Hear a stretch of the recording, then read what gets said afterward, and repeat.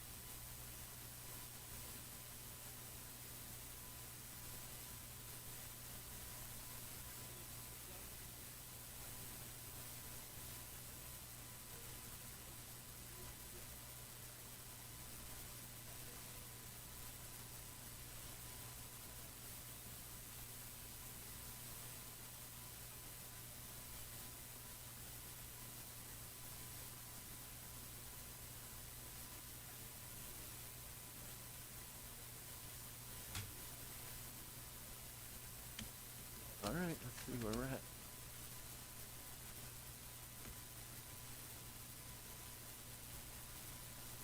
All right. I need a...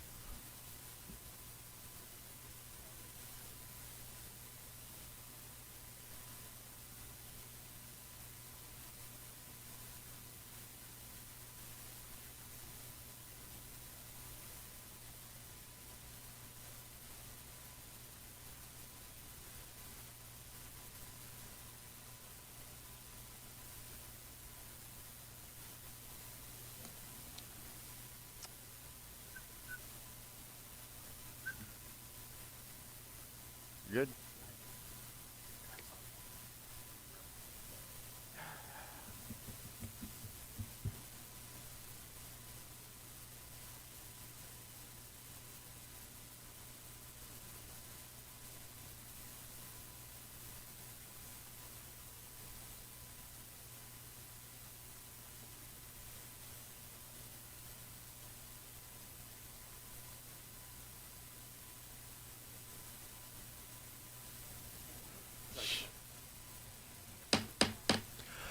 I'm calling the February 24th, 2022 special Roswell City Council meeting to order.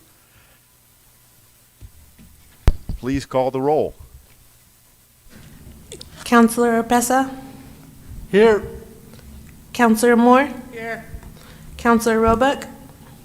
Here. Councilor Sanchez? Here. Councilor Best? Here. Councilor Kennard?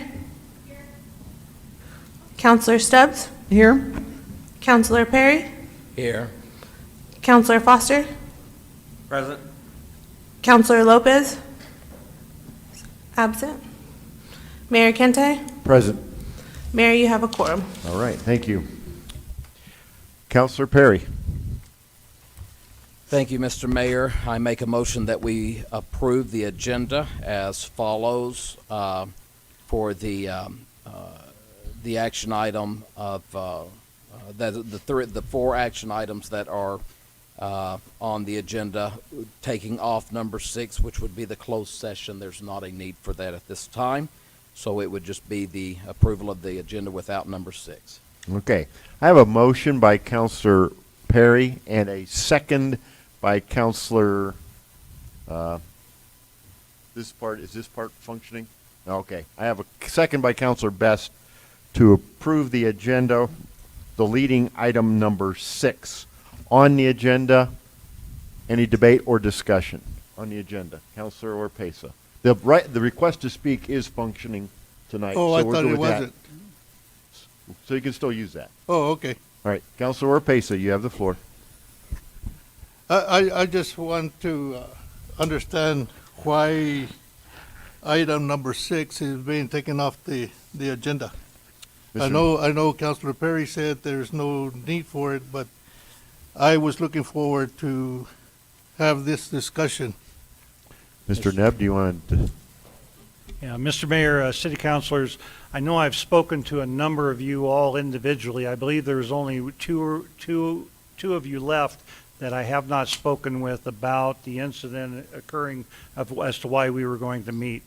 And so at that point in time, as we discussed with the mayor about setting the agenda, we chose that the closed session would not be needed as a body as the whole, and that we would continue to converse individually. Okay. All right. On any other discussion or debate? On the agenda, I'll ask for a voice vote. A yes or I approves the agenda as presented, deleting item 6. A no or nay rejects it. The vote boxes are not functioning. All those in favor signify by saying aye. Aye. Any opposed, please say nay. Nay. I have Councilor Oropesa as a nay. Otherwise, it is 8-1. for Mr. the- Mayor. Oh, Councilor Moore, I apologize, Councilor. 7-2. 7-2. All right. Next up is item number 2. Councilor Stubbs. Thank you, Mr. Mayor.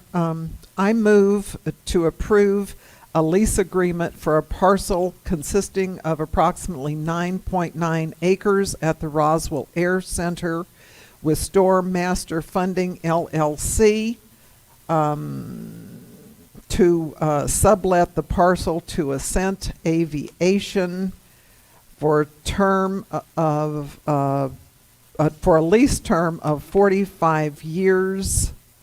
Let's see, consisting of default of the proposed lease and expiration of the term, and all the improvements at the expiration of the term, all the improvements would come back to the city at a rent consisting of a base rate of 10 cents per square foot, escalating by 3% after the 4th year, and reimbursement of capital investments made by the city in preparation of construction of a hangar by the tenant on the parcel, and including all the terms and conditions of the actual lease. Second.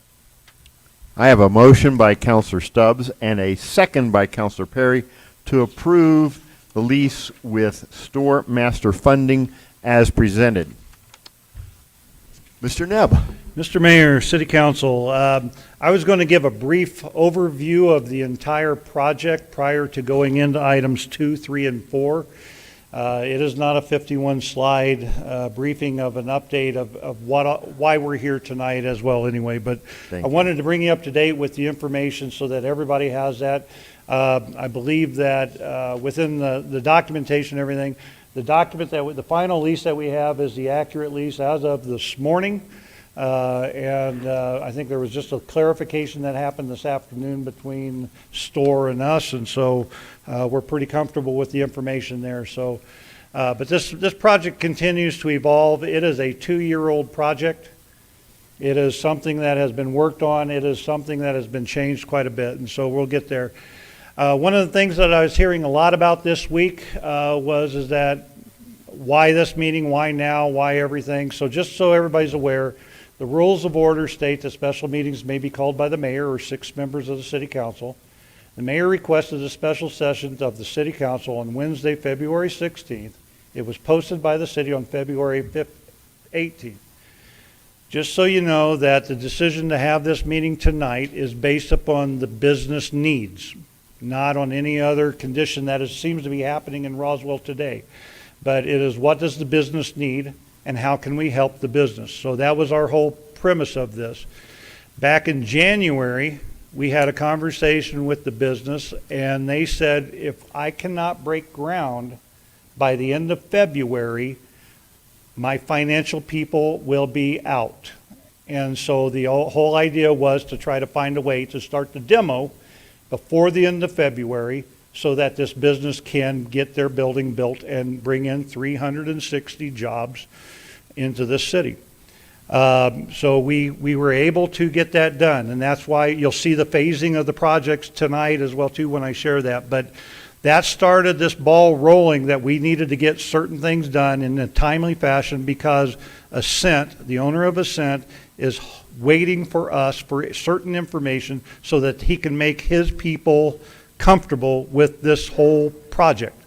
And so I go back to what does the business need and how can we help? And that's the process.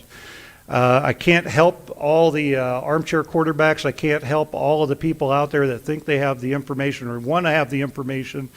I'm hoping that my slides will help explain some of that and the constant work that has happened for the last 2 years as a reminder for everybody. The project scope is to build a 300 by 300 hangar to operate a new MRO business at the Air Center.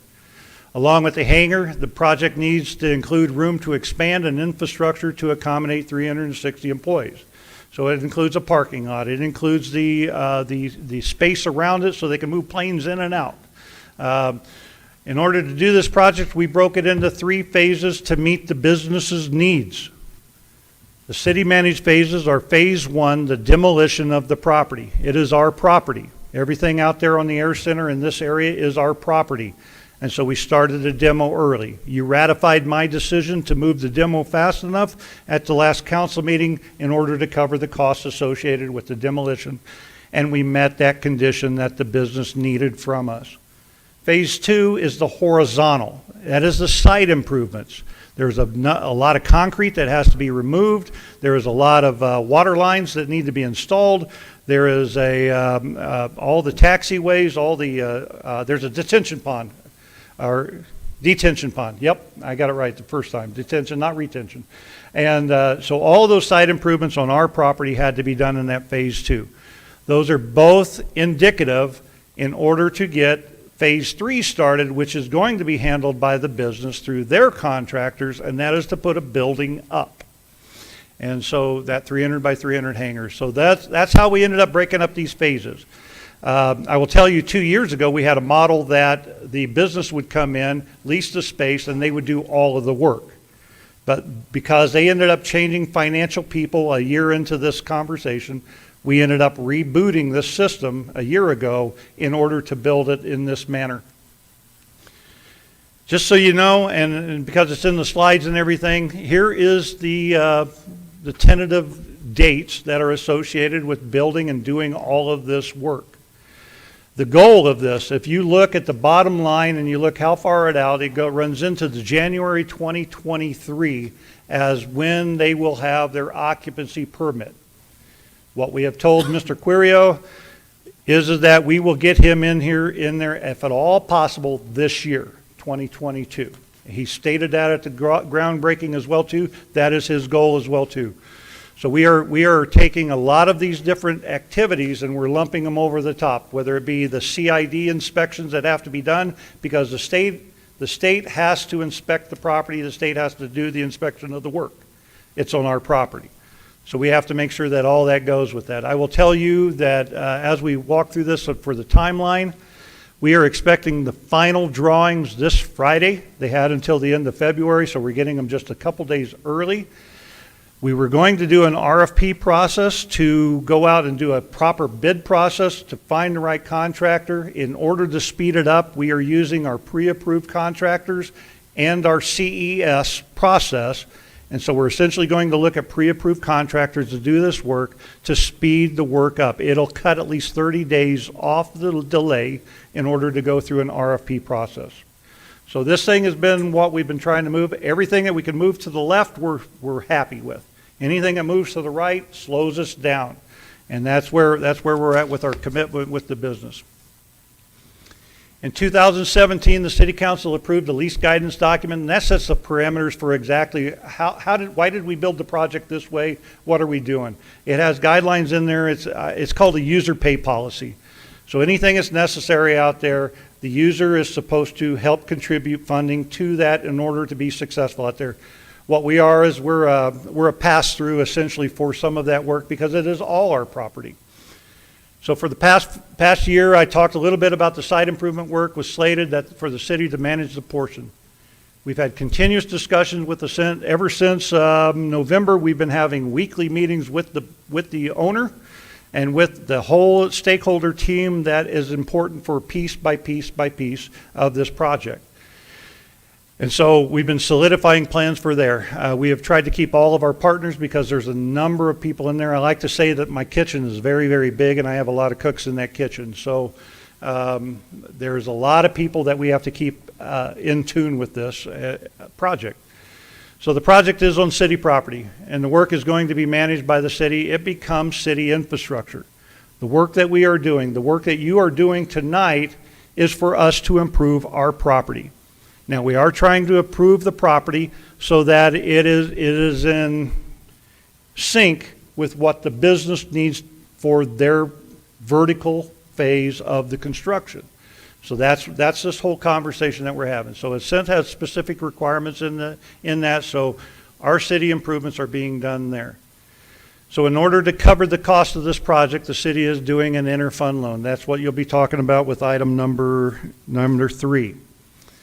And so that interfund loan is we're going to move unrestricted money from various accounts, pull it all together in one fund so that we can cover our obligation to fix our property, so this business will bring 360 jobs to the city. Really quickly, here's the model, here's the layout. This is as of this morning, this is the approved. What we are building today or this year is in the blue. The purple is phase 2.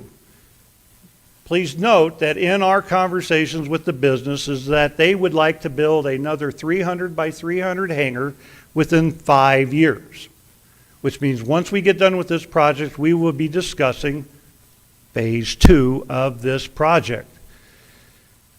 This is the nature, because if we build 2 300 by 300 hangars out there, we bring in the 360 jobs that they're planning on bringing in. We anticipate that with 2 hangars, we'll see an increase in the number of people they need to support their services. Also note that they are coming forward to the City Council in the next month.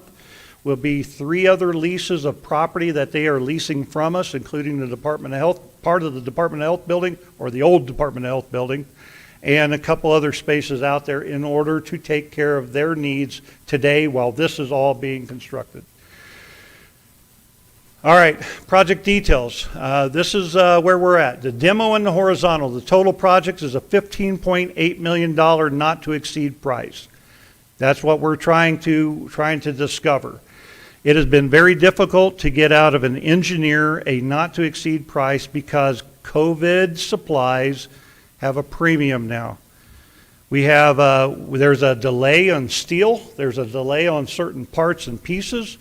Even with our water line, we're actually finding it easier to get the water line itself than the valves and the connections for that. We have a 26-week delay on some of the valves or the connectors to put our pipe together. We're trying to watch that very carefully. That's why I'm coming to you more often than not asking for a ratification, because the delay time for material is so long that it messes with my schedule chart. So the total project's $15.8 million. We have $3 million of legislative funding that came through the county, came from the state, and this is what we've been living off of right now through an MOU with the Chaves County in order to take care of the engineering costs and all of this preparation work that we have going on.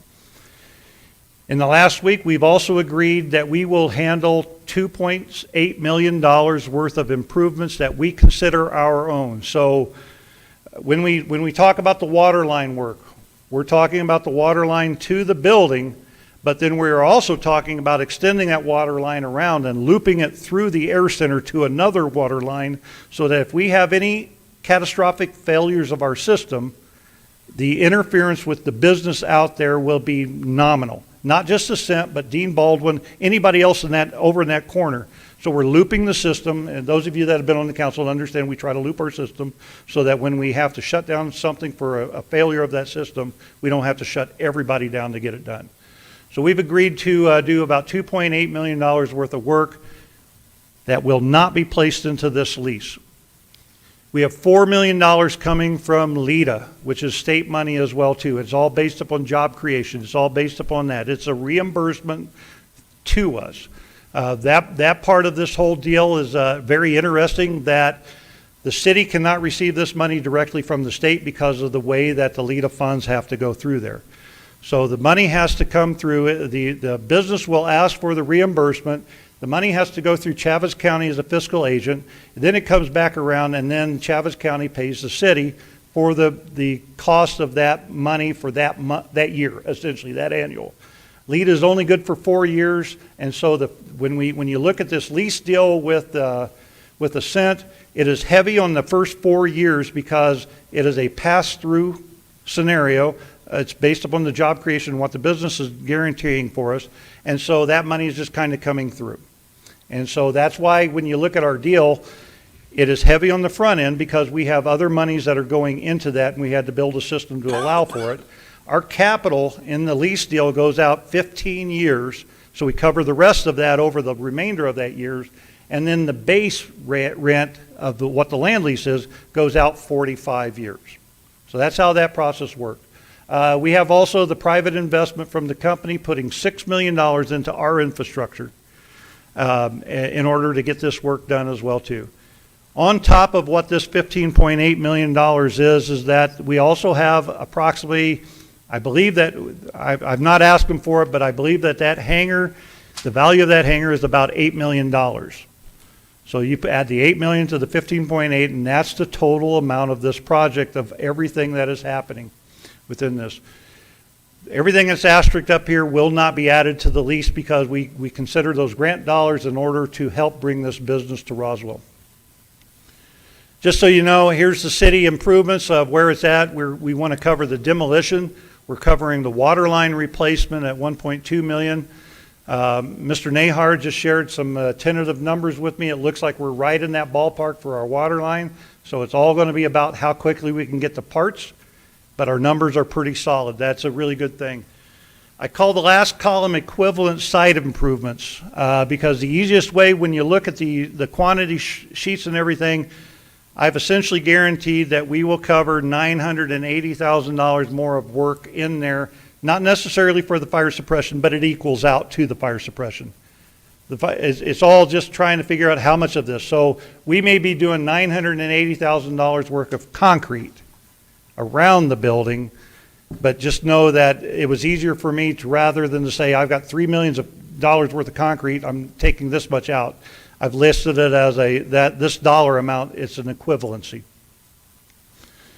All right, the Ascent lease structure is a base plus capital model. If you understand anything with economic development, there's a lot of different ways we're trying to close the deal. We're trying to figure out how all these costs associate with bringing these jobs into the business. So I call it a base plus capital, and I'll explain why in a second here.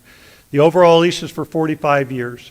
The base lease covers the land at 10 cents a square foot, and the capital includes the demo and site preparation. I have a better slide for that. I've just broken it out because base is the land cost. The land doesn't really change. The reason that we have set the land lease at 10 cents a square foot was because, one, it was a new business to the city of Roswell. So we want to be good business partners with people that want to work here in Roswell. That doesn't mean that we don't take care of our customers as well too, because a lot of them are at 10 cents as well for various reasons. Two, the tentative job creation of 360 new jobs. Now the Air Center FAA rules don't matter they want to charge a market rate. What we're saying is because of the value, we're setting them at our minimum rate of 10 cents a square foot, not at our maximum of 25 cents a square foot. And so due to the capital commitment, the city, or the CPI or the percentage actually does not start on day one. It comes in a little bit later when most of the capital is paid off. I believe when Councilor Stubbs introduced the information, it starts somewhere right around that 4-year mark after the LEDA money has been allocated, done, and then we branch it on out there.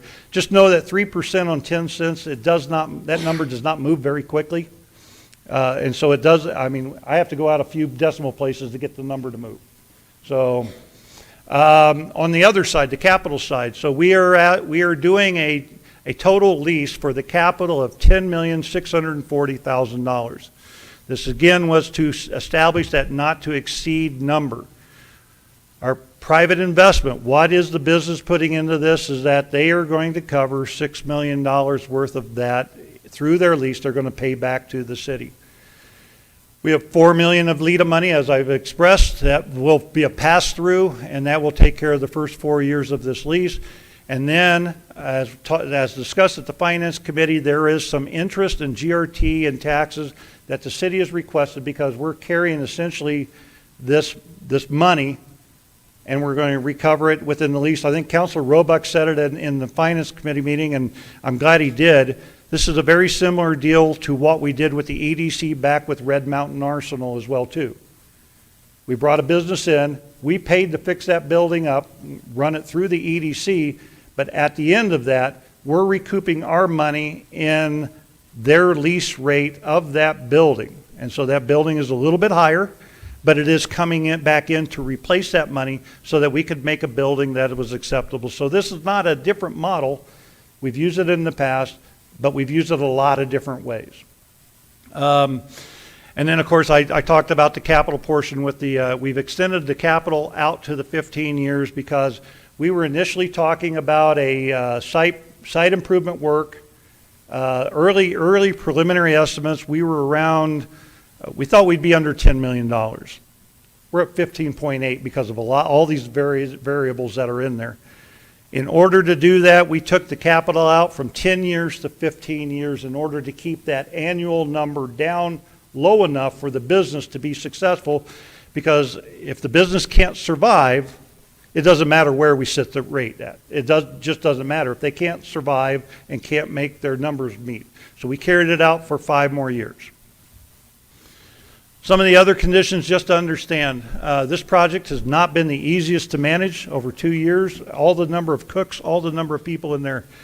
We received a letter of interest from Ascent Aviation on April 27th, 2020.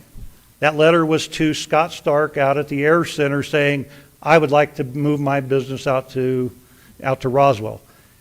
That set a number of things into contact. That set us working with the county, working with the state, working with everybody to try to make this project happen. We're 2 months shy of 2 years. From its inception, the project has evolved. We've added additional stakeholders. On February 12th, just a reminder for all of you that were able to attend, and even in the public, we had a groundbreaking for this where everybody said this is a great thing for the city of Roswell. This is a good thing. Everybody had their photo ops as well too. I want to make sure that everybody understands that this is just a progression of all of that work that we've all done for the last 2 years. I want to tell you about one of the primary experts that I leaned on all the way through this to balance the expectations, balance the challenges, and has an overall knowledge of all these, and that's Mike Espiritu. I'm going to ask Mike to come up and say a few words about this project as well too, because I leaned on him heavily to make sure that my offers, make sure that my balancing the requirements of what the city has, the laws of the state of New Mexico, all of that, to make sure that I am within the scope of all of that. But at the end of the day, what does the business need from us and how can we help? And that's been the picture. And I want to have Mike share a little bit of his insight, because I believe it's important to this conversation that he shares that. Mike?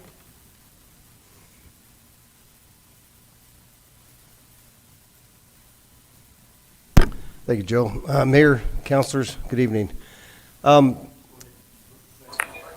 Mike Espiritu, President of the Roswell Chaves County Economic Development Corporation, 950 East College, number 22, Roswell, New Mexico. Thank you. So this is a complex project. But first let me begin saying that a project like this doesn't come every day. And most importantly, without your support from this body, from the county, city manager and his team, and most importantly, the company, we wouldn't be here today to talk about this wonderful opportunity to bring economic opportunity and benefit to the people of Roswell, Chaves County. So thank you, everyone, for being part of that. You know, it takes a lot of work for projects such as this, because this was a very complex one. There was a lot of moving parts. There was a lot of cooks in the kitchen. There was a lot of concerns. But I think what's important is we have a 40-year-old company that's willing to invest a tremendous amount of money and benefit to us that we as a community will see for many, many years. You probably read the article that I think Lisa Dunlap did recently, that the economic impact by this project is $545 million over the next 10 years. That's significant. That's right here to our community. And let's not forget about the construction jobs and what that brings, the GRT, and the materials and things they provide and they will obtain and provide for this project here locally. It's a big deal. Before you tonight is a financing solution. In economic development, we often are faced with many companies that have great ideas, but often have no financing support or resources. I think Councilor Stubbs understands that very well.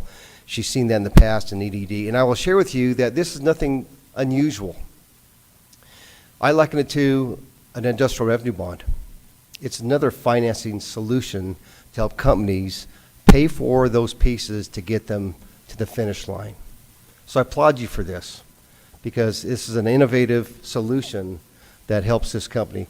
This company, I know that you all welcome with open arms. I have not heard a single soul tell me that they don't want to send here, because it is a leaping off point, in my opinion, for other opportunities as we market and sell our community to other prospective companies to create more high-wage jobs and opportunities and great things to help our community grow and develop.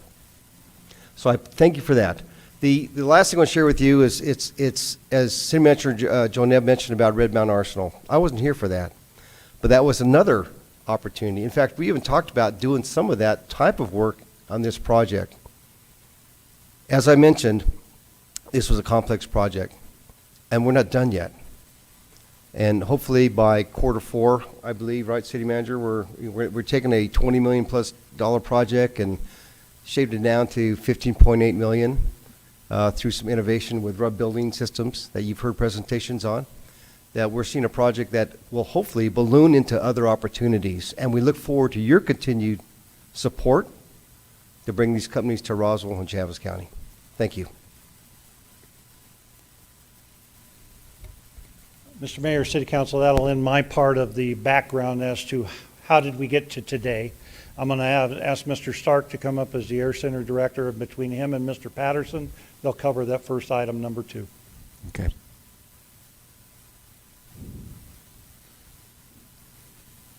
Mr. Mayor, councilors, I am extremely excited to be here tonight to represent this project. As Mr. Nebb mentioned, it started over 2 years ago with a conversation over a table in my office, and then went from there to an LOI, and as you've seen it so far.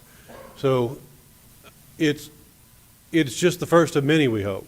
We hope to see the Air Center continue to grow. Ascent is absolutely a valued partner of ours, and it's a pleasure to have worked with them and to continue to work with them and to continue looking forward to the continued relationship with them on our Air Center and what they're planning to do. With that, I'll invite Mr. Patterson to talk a little bit about the lease. Good evening, Mayor and Council.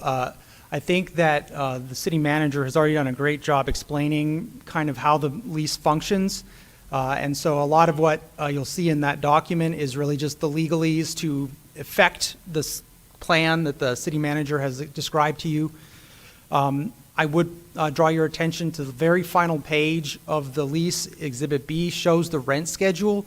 You will actually be able to see in actual numbers how what the City Manager has described how that will play out over the 45 years. And you'll see that there's 45 years, and then you'll see the base rate, which increases over time. You'll see what that base rate times the acreage creates, what is that rent for the ground itself. Then you'll see the capital plays out over 15 years. That is, as the City Manager described it, the way in which the city recovers the funds that it puts into its own infrastructure by developing the horizontal phase. So in other words, the city is recouping its investment in its own property, and that's what that 15-year capital is. And then the last two columns you'll see are just added together, the base rate plus the capital, annual and monthly. And so that is how the rent will play out, creating the final numbers of all of these different pieces, the base plus capital that city manager described. So I want to touch on a few things as well, because having brought a few leases before you in the past, I anticipate maybe some of the concerns that I've heard before. I might bring your attention to a couple things.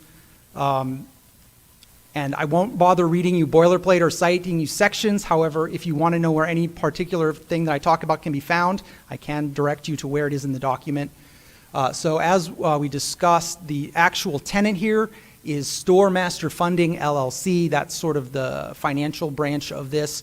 And then they are subletting it to Ascent, which will actually operate on the premises, and once the hangar is built, will operate that aviation business.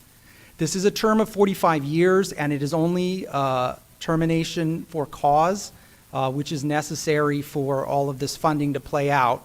That being said, the city council does retain control, because the use of this property requires that they build the hangar and that they operate a business, aviation-related business, in the hangar during the entire term. And they cannot convert it over to just storage. They have to operate a going concern in the facility. And if they fail to do that, then that's a term of default, which the city can then move to terminate the lease. Lastly, I would point out that from the store/Ascent side, they do not have the ability to transfer, assign, or sell that lease without bringing that before you first. So with that, I will stand for any questions. All right. I do have one individual who has to speak on this one, Mr. Randy Phillips. Why don't you come on up? And while he's coming, I will make one small correction, Mr. Nebb.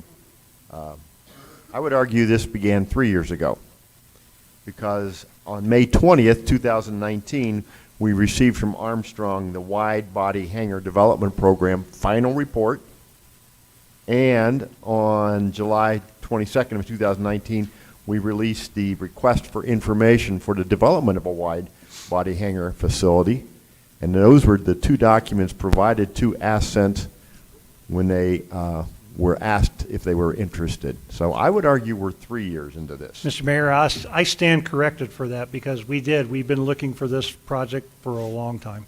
All right. Mr. Phillips, take your name and your address, and you will have 3 minutes. Thank you, Mr. Mayor, Council. My name is Randy Phelps. I'm the Vice President and General Manager of AirCell, located on the airport field. I have a statement I'd like to read.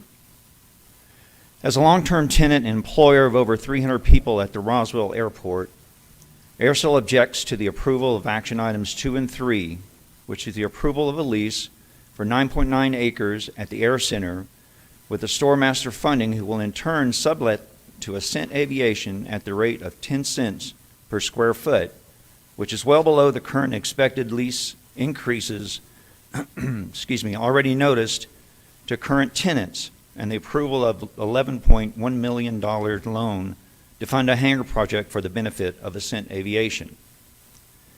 The city seeks to approve and fast-track an $11 million loan and lease agreement for 9.9 acres without allowing for any public meeting or discussion on the topic to determine viability and the appropriateness of committing a treasure chest of public funds to these projects. This is fiscally irresponsible and a violation of fiduciary duties and responsibilities to the public and tax-paying businesses at the airport. One must question why such a large commitment of funds is relegated to an 11th hour move that flies in the face of proper procedure and is equivalent to the impulse purchase of a candy bar at the register for $11 million. This meeting and rushed approvals are not related to an emergency, and it's a total disregard for an established process of providing for public discussion and debate for the spending of public funds, which, by the way, support and favor the business opportunities and endeavors of one private company to the detriment and discrimination against other similarly situated companies operating at the airport. If approved, the City of Roswell will have used public funds to discriminate discriminate against other businesses and provide Ascent Aviation with an unfair competitive advantage on what appears to be an emergency basis. This is not only discrimination and misuse of public funds, but also violates the assurances given by the City of Roswell and the airport to the federal government that it will treat all airport tenants fairly and in a non-discriminatory manner. A promise and obligation required of the city and the airport in exchange for receipt of federal funds. The city has given preferential treatment and an unfair advantage to Ascent Aviation by funding their business operation while at the same time increasing the rent of many other tenants at the airport and imposing operating and use restrictions that are not only onerous, but in certain instances severely restrict and potentially eliminate the ability of other tenants, including AirCell, to operate their businesses. Rushed approval of this action item would be an express authorization of discriminatory and unfair trade practices that flies in the face of good faith and fair dealing, especially considering the increased rents and other restrictions the city has. Mr. Phelps' time's run out. Mr. Phelps' time has run out. Thank you. Thank you. I will have Councilor Foster and Councilor Oropesa. Councilor Foster, you have the floor. Thank you, Mayor. My only question I came out of all that was what employment number do they need to reach to trigger the LEDA reimbursement? If I remember correctly, because this is an agreement with, between Ascent and the state, not necessarily with us, but what they have tentatively agreed to was 150 jobs starting early. They're actually selling their first business next Monday. They're going to have business already coming in. There will be parking planes out there already. So I believe it's 150 jobs is what they said they could commit to from day one. And then they have, I believe it's up to 5 years in order to hit those benchmarks for up to that 360. There's a lot of different legs that have to go within that, but that's probably the closest I can get you to answering that question. All right, thank you. I yield. I have Councilor Oropesa, and I exhaust my list. Councilor, you have the floor. Thank you, Mr. Mayor.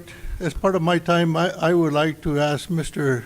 Anderson if he would come up to the podium and finish his thought.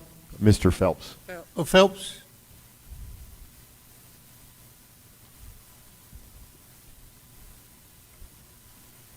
You want to pick up where you left off?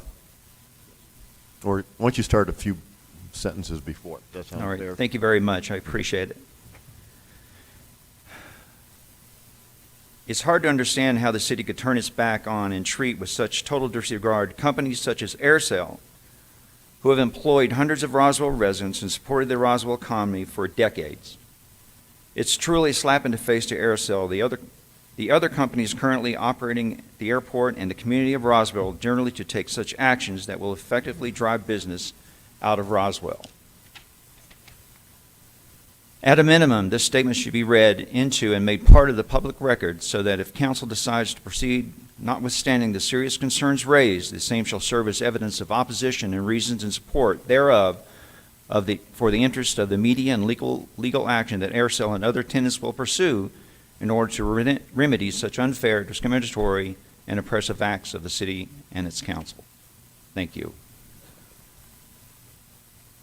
Councilor, you still have the floor. Okay, thank you, Mr. Mayor. I just have one question concerning Store Master Funding LLC. Is Ascent part of that, or are they two separate companies, or? No, those are, Mayor and Councilor, those are two separate companies. Ascent is a subsidiary of Monroe Capital, and that's the structure for the business itself. And then they've went out and they found Store Master Funding in order to fund their project. And so Store is a separate entity from Ascent. They are working in partnership with this because Ascent will have a lease with Store for the use of this property. Our lease will be with Store and the city of Roswell. And so we will have actually a sublease with Ascent as well, because as a tenant on the Air Center, we have to have a lease with that tenant as well. So So that's the nature of those leases. So Store is a separate entity from Ascent. So Ascent will have a lease with Store, Store will have a lease with the city of Roswell, and then Ascent has to have a lease with city of Roswell for those tenant obligations because they'll be the body that is on the property. It sounds confusing to me, but. Yes, sir. So do these two companies have to have some type of agreement, contract? And does the city have to review it and give it its blessing, or how is that Yes, going to work? yeah. So the way that when one company sublets to another company, they have a sublet agreement between them, and the city, as the landlord, has to bless the sublet before it's legal. Okay. Thank you, Mr. Mayor. Thank you. I have Counselor Kennard and Counselor Moore. Counselor Kennard, you have the floor. Thank you, Mayor. This question is for Mr. Nebb. So in the Special Finance Committee meeting that we had earlier today, just to clarify, because I had a constituent call me regarding this issue, this is not a loan to a private company, and you've already answered the second part of that, which is we have done this type of thing before with the other company.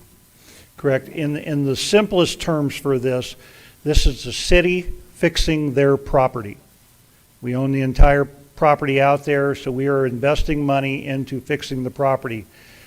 The way we fix it is through this lease agreement with the company, that we're going to fix it in a way that they can utilize it for their benefit, which is how we have everybody out there is set up. So this is not a loan to the company other than this whole process that they will have a lease agreement with the city that will contribute funds back to our commitment to fix our property through that inter-city loan.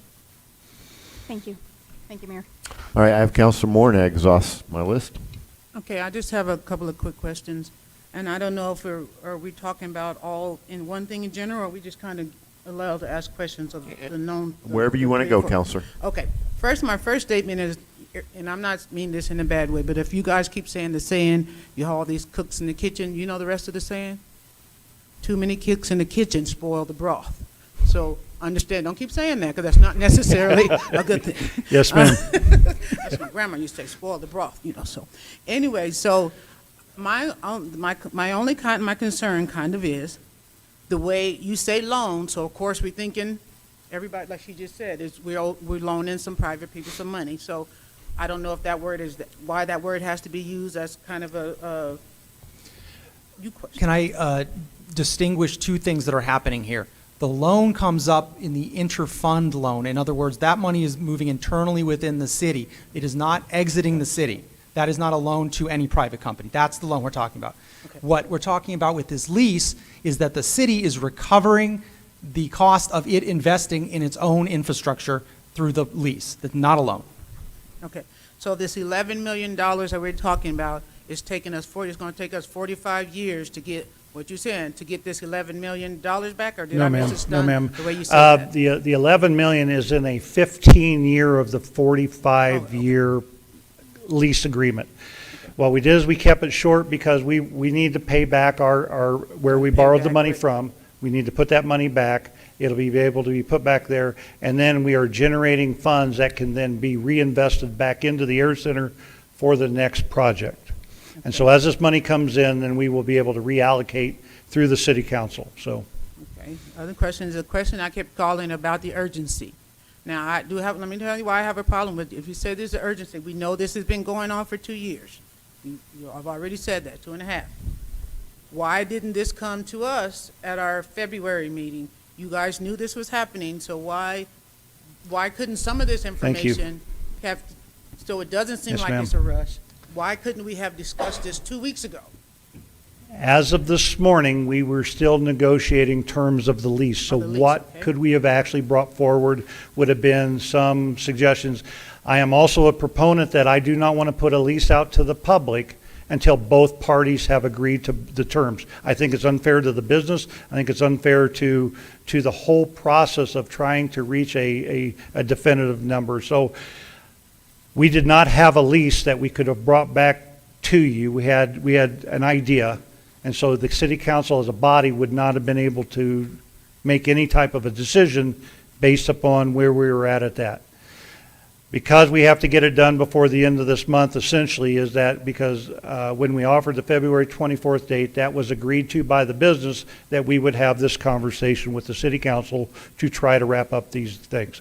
That is why it's happening on this date, not happening on March 2nd, not happening on March 10th, or any of those other dates. We are trying to meet the expectations of the company so that they have all of their cooks in the same position with it. So Get them out the kitchen. I won't finish that one.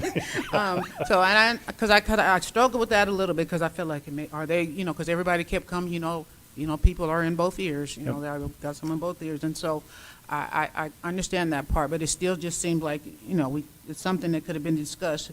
If they knew they had a February 28th due deadline too, why are we waiting until February 24th to give them a lease? And so, and I just kind of feel, I know our normal, this is a little different than our norm. I didn't coordinate Counselor, all the lease. we have but- been working on this lease for at least 6 months, if not a little bit longer.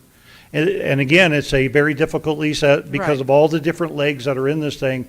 And so as we shore some things up, then other things would slip. And so we had to pull those up as well too. This lease has actually some pieces in it that are not as normal as our other leases, and so we have to make sure that those have no negative effect on the city as well too. So I would have loved to have brought it to you. I think the business would have loved it if we could have brought a lease to you 6 months ago. The challenge is that we've been in constant conversations back and forth on that. So Okay, what leg, what? Parker, what leg that the gentleman, I don't know if I answered so many questions, that the gentleman said about this, what leg does, what he said, what truth is to anything he said about us being preferential and open up worms and can of worms and all that? What leg, he didn't say that like that, but There you go. that's what Okay. I got out of it. I have to respectfully disagree with the gentleman that came up and had those things to say. The city does its best to promote every business at the Air Center. We have different relationships with different tenants because they rent different types of buildings and have different operations and activities out there. And so we kind of have to treat each business on the base of what that business is. Although to the greatest extent possible, we try and be as even-handed as we can be. Because they had a different need when they started in this company. It's not about the need, it's about this is our property and this is what we need to do to move forward on our property. Yeah, probably just a little more clarification on this as well too. Within this lease, the rate for the building and the land is at what we're requesting of everybody else out there. We are not requesting somebody to get a better deal. These same offers have been made, similar offers have been made to all of the businesses out there. We have the Kavu building. We're talking about putting a doghouse on that project. The same conversation has happened with that MRO as well too. This deal fits every business out there if that is what the business wants to have the conversation with us about. We have the tenants that we have a long-term relationship with are very important to us. The tenants that have a long-term relationship with us have hills to climb as well. And so the idea is to try to keep everything fair and equitable, fair and proper. If any one of our businesses out there came to us with a similar request, we would find every way possible to help them as well. So you don't see, Parker, any deal about them coming to us to sue and things like that? You don't see any legs on that at this point? I can't predict the future as to who is going to sue anybody, but I am confident in the city's position right now. Okay. The second hangar, will we be back here again for another 11 million when we're ready for will we have to do this again on phase 2? I would hope, Counselor, that the pricing comes down and not up again. I can't, again, it's really hard to tell the future. I think it's a good problem to have, building another hangar. I agree with that part of it, but with a lot of people with money phobias right now, and all they keep seeing is 11 million, not the process that's gonna have, not the jobs, not, and so that is the question of the hour is this 11 million. It's not about the lease. It's not, to Certainly me, not. that all the problems, questions that were coming to me weren't about the lease. Everybody's okay with the lease, per se, but all they see is we're taking 11 million out of our pocket to give it to somebody else when we didn't give it Joe Blow down the street. And so that's kind of where Yeah. I'd like to make sure that we make that clear in this conversation, that we're not doing something special for Aircel that we didn't do, Counselor, for Event that we didn't do for Yeah, the next. if I can address just a little bit of that, we are not giving that money to Ascent. We are investing that money on our property to fix conditions, substandard conditions of what we have on our property. Ascent has agreed to reimburse us back for portions of that. The company is not getting money from the city of Roswell. All right, All right, thank you. I yield, Mayor, for now.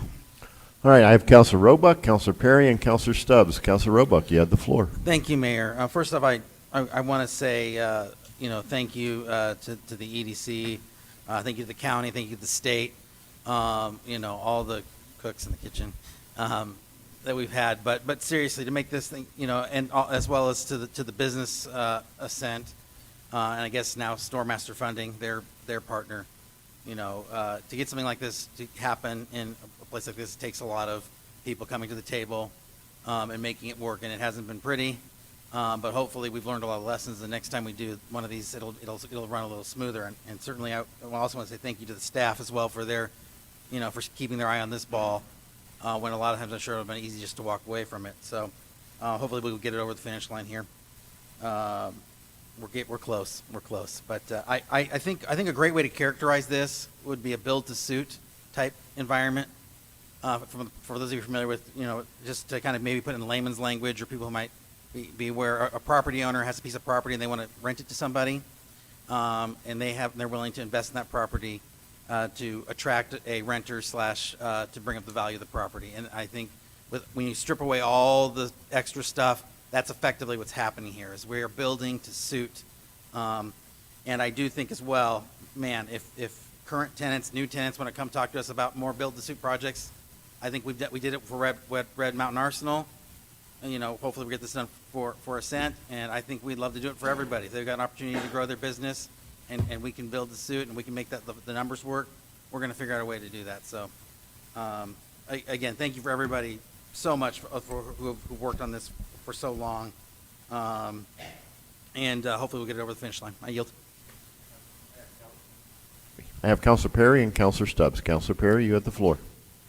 Thank you, Mr. Mayor. As Chair of Finance, I feel like I need to address a few things because some of the things that are floating around in public right now are not telling the whole story of what's happening here. I'm grateful that Red Mountain Arsenal's already been brought up. That was just one. There have been so many businesses since I've been on the council. I was chair of the airport committee for a number of years. I know Councilor Foster was chair of that committee for a number of years. During those times, we made significant improvements to our own property where Dean Baldwin is currently located throughout the years. We've made significant changes out at over where the Christmas tree is and all in that area over there. We've made improvements there. We've made improvements to so many, whether it be roofs, whether it be tarmacs, all sorts of places that we have done that has not just benefited us as a city, but it brought benefit to companies because they're operating there. But what that intel does is it ensures that those jobs, because I've heard several people say we don't need to just pay attention to economic development of bringing people in, but also maintaining and keeping. And I think that we've done that through the years with several significant projects. There's so many ways of doing that. You can do that through IRB. You can do that with payment in lieu of taxes. You can do that with so many things. This particular way of doing things ends up being the most conservative way at the end of the day. In all reality, this city could make improvements to our own property and not recoup one dime.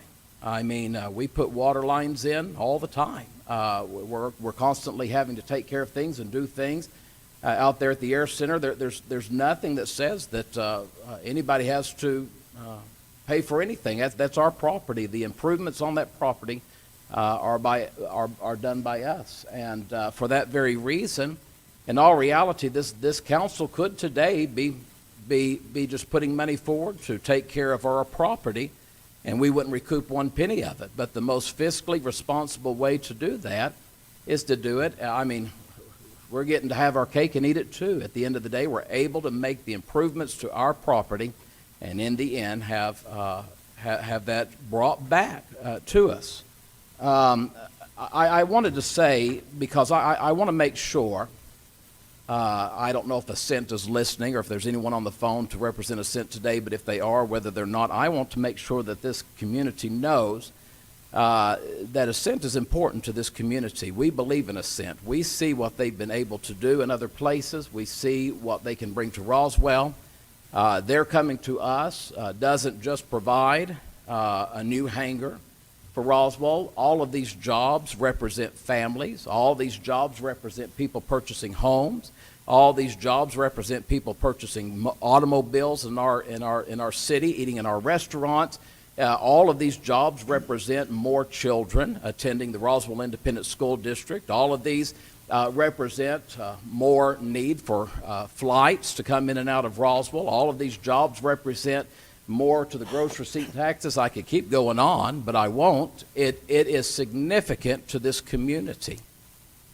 And during a time over the last 2 years, when I very first came on, once again to the council 2 years ago, immediately we hit this pandemic with COVID, and all of a sudden we saw over the last 2 years all across the nation companies closing.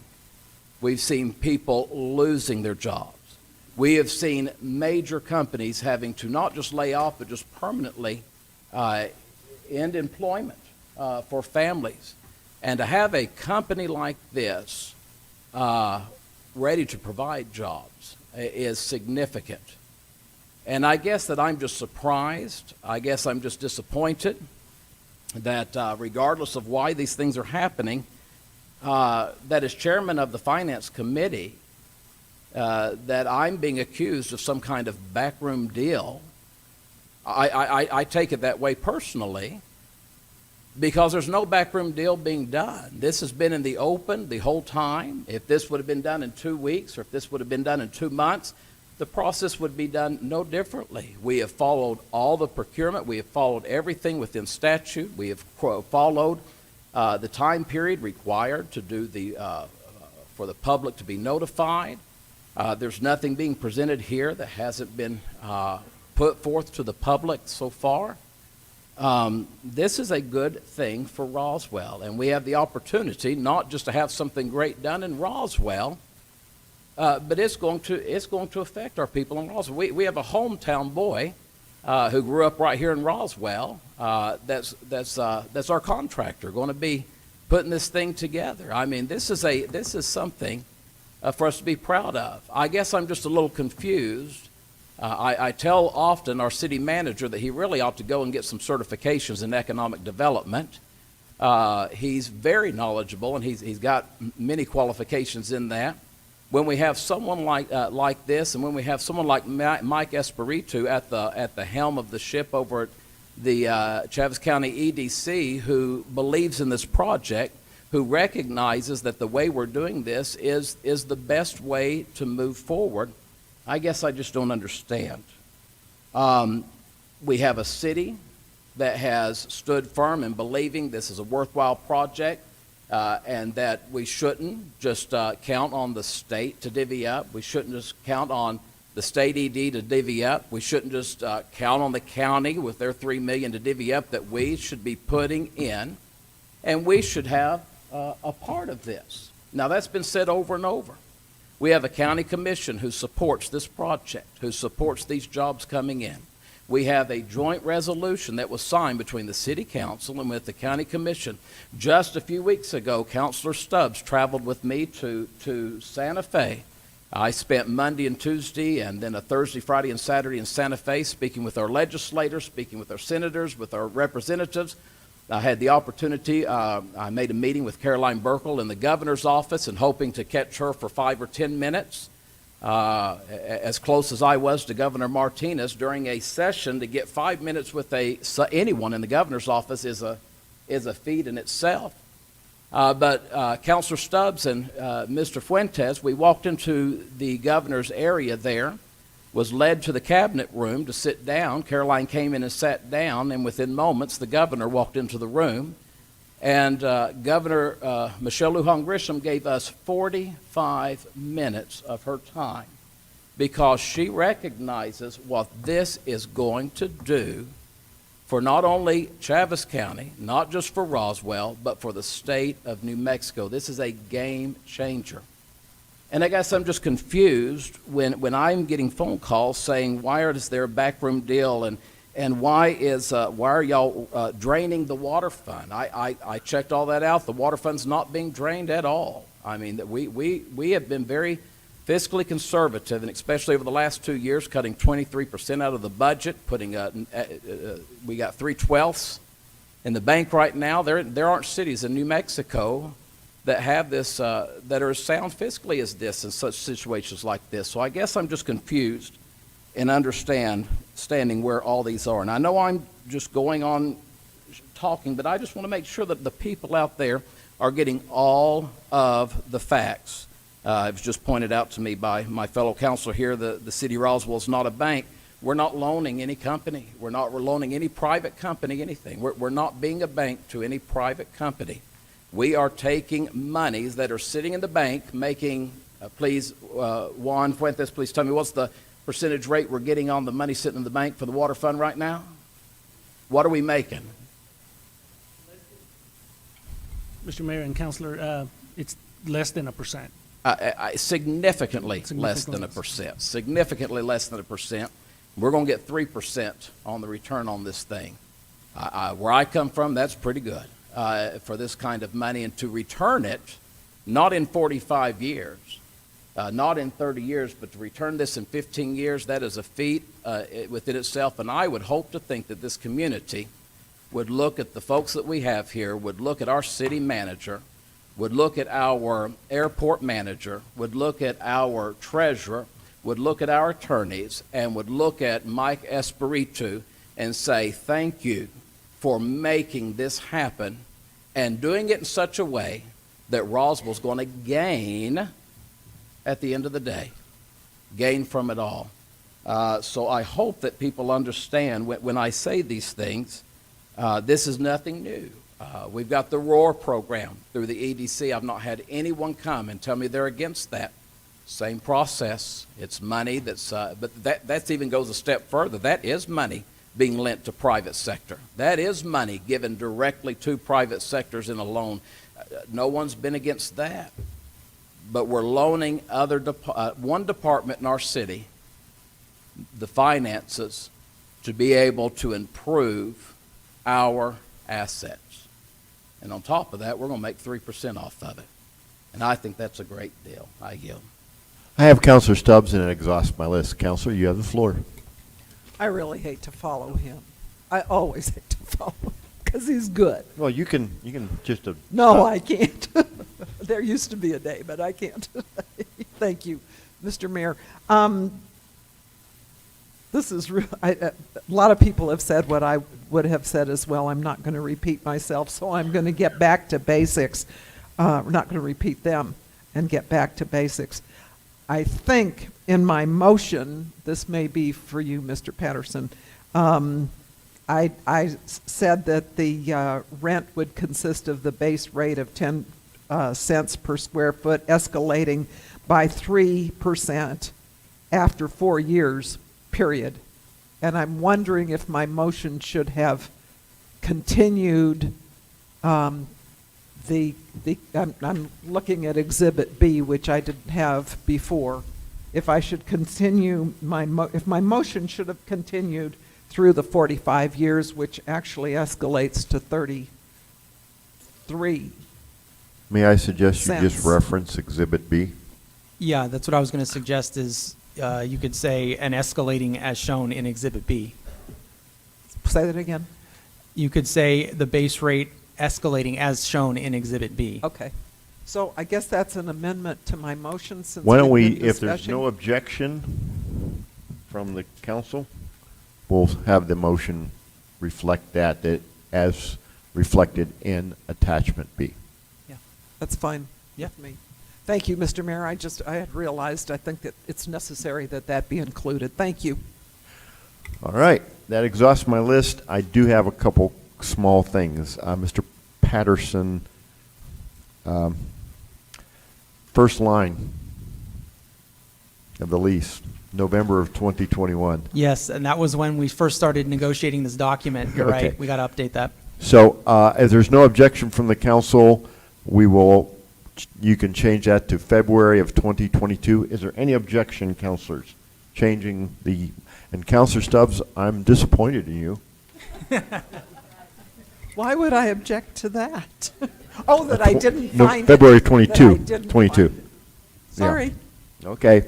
One other quick item, I will note that if I'm not incorrect, Mr. Nebb, the first year, the amount that Ascent will pay, the 1.3 million for a 90,000 square foot hangar, is equivalent to $15 a square foot, which, if I'm not mistaken, is significantly more than what any of our tenants are currently paying for an existing building. Mr. Mayor, that may be correct. I didn't do the math for that there, but $1 million comes from the state of New Mexico. So there's 300,000 coming from the business in order to close out that initial 1 million. Okay.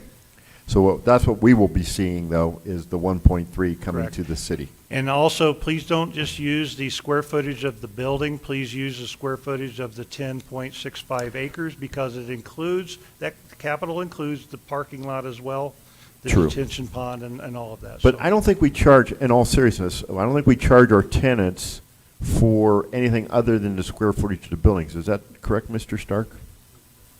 Okay. So it's a minor point. But it's over on the capital side. It is Yeah, on the capital yeah, side. They would not be charged after the capital is paid for, then that cost drops off. Okay. Councilor Orpesa, did you want to chime in here before we go to a vote? Yes, sir. Thank you, Mr. Mayor. You know, hearing Mr. Phelps and his statement, I'm just wondering, how does the city going to mitigate issues with the businesses out there at the base in reference to what Mr. Phelps is talking about? Or are we going to try to mitigate those kind of issues? Mr. Nebb? Mayor, councilors, we have had ongoing conversations with all of our businesses, including Mr. Phelps' business out at the Air Center for much of this last year in order to help with understanding, help with the education, help with the mitigation of the issues that we are facing out there. I will not get into a public conversation as to how those conversations have went or where they're at. I will just say that we stand ready to help this business as well as all the rest of them to mitigate any of those issues. We're willing to help all of our people out there. We would love to have all of our tenants, but we have 4,000 acres of land out there too that is supposed to be developed out for aviation-related business. So without going into details, because I don't want to talk about any of these conversations that the city has been having with the business in a public meeting. Well, you know, it does bother me, and it does concern me that you have tenants out there that believe that they're being discriminated against. That's not the word he used, but because they don't feel that they're being treated the same way that another particular business is being treated. And so, I don't know, I think there has to be some kind of balance to where we can get the businesses to feel that they are all welcome out there. Councilor, and I will address that I disagree wholeheartedly that we are we are treating anybody differently out there. The challenge is that we're trying to treat them all the same. And that becomes a bigger challenge because we have leases out there that run from 58 cents a square foot for building space all the way up to $2.50. Our break-even point, as addressed at the tenant meeting in the last week, is that it costs the city, if any of our square footage is less than $4.20 a square foot, the city is subsidizing those businesses to be in those spaces. Now, what I'm trying to tell you with even this deal is that there may be reasons that we want that business to be subsidized.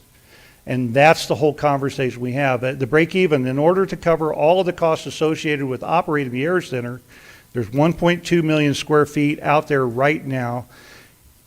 We need everybody to come up to $4.20. The challenges we've had with some of our current tenants, some of them are at 58 cents a square foot as opposed to $4.20 a square foot.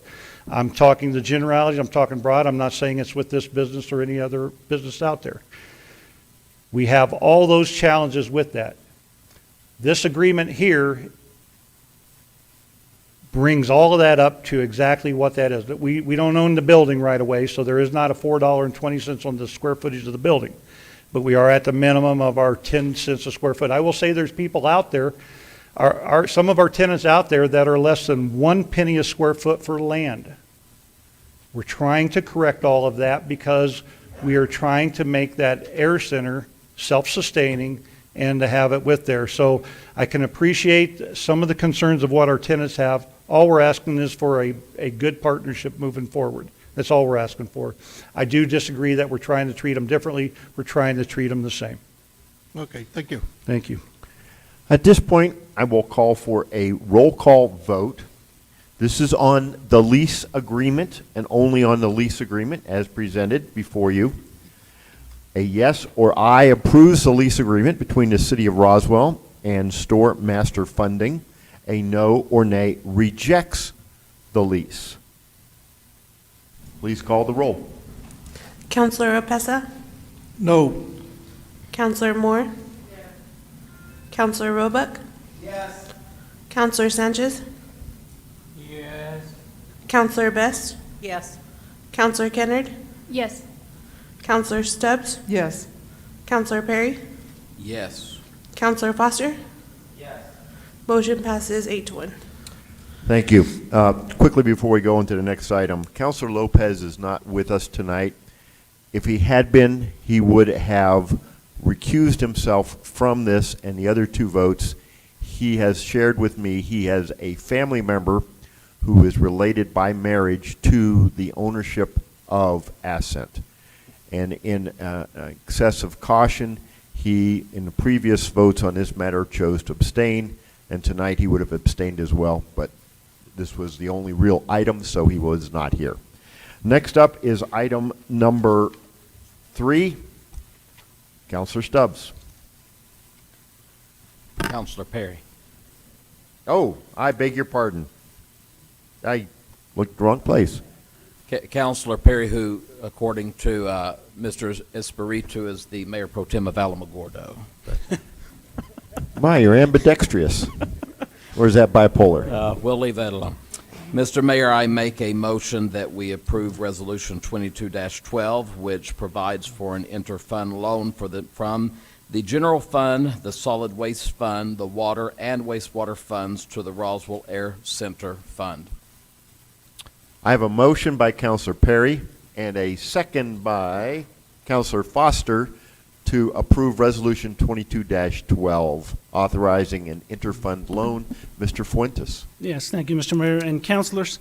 I won't cover the first 2 bullet points. I think Joe did an excellent job kind of providing an overall history and why we are at this point on the project. I will share with you that the State of New Mexico Accounting Policy Statement number 3 addresses interfund transactions in accounting. And I think I understand the confusion because we're using the term loan, but it's an internal thing that we are recognizing within our own accounting processes and also with the State of New Mexico and when we do our audits.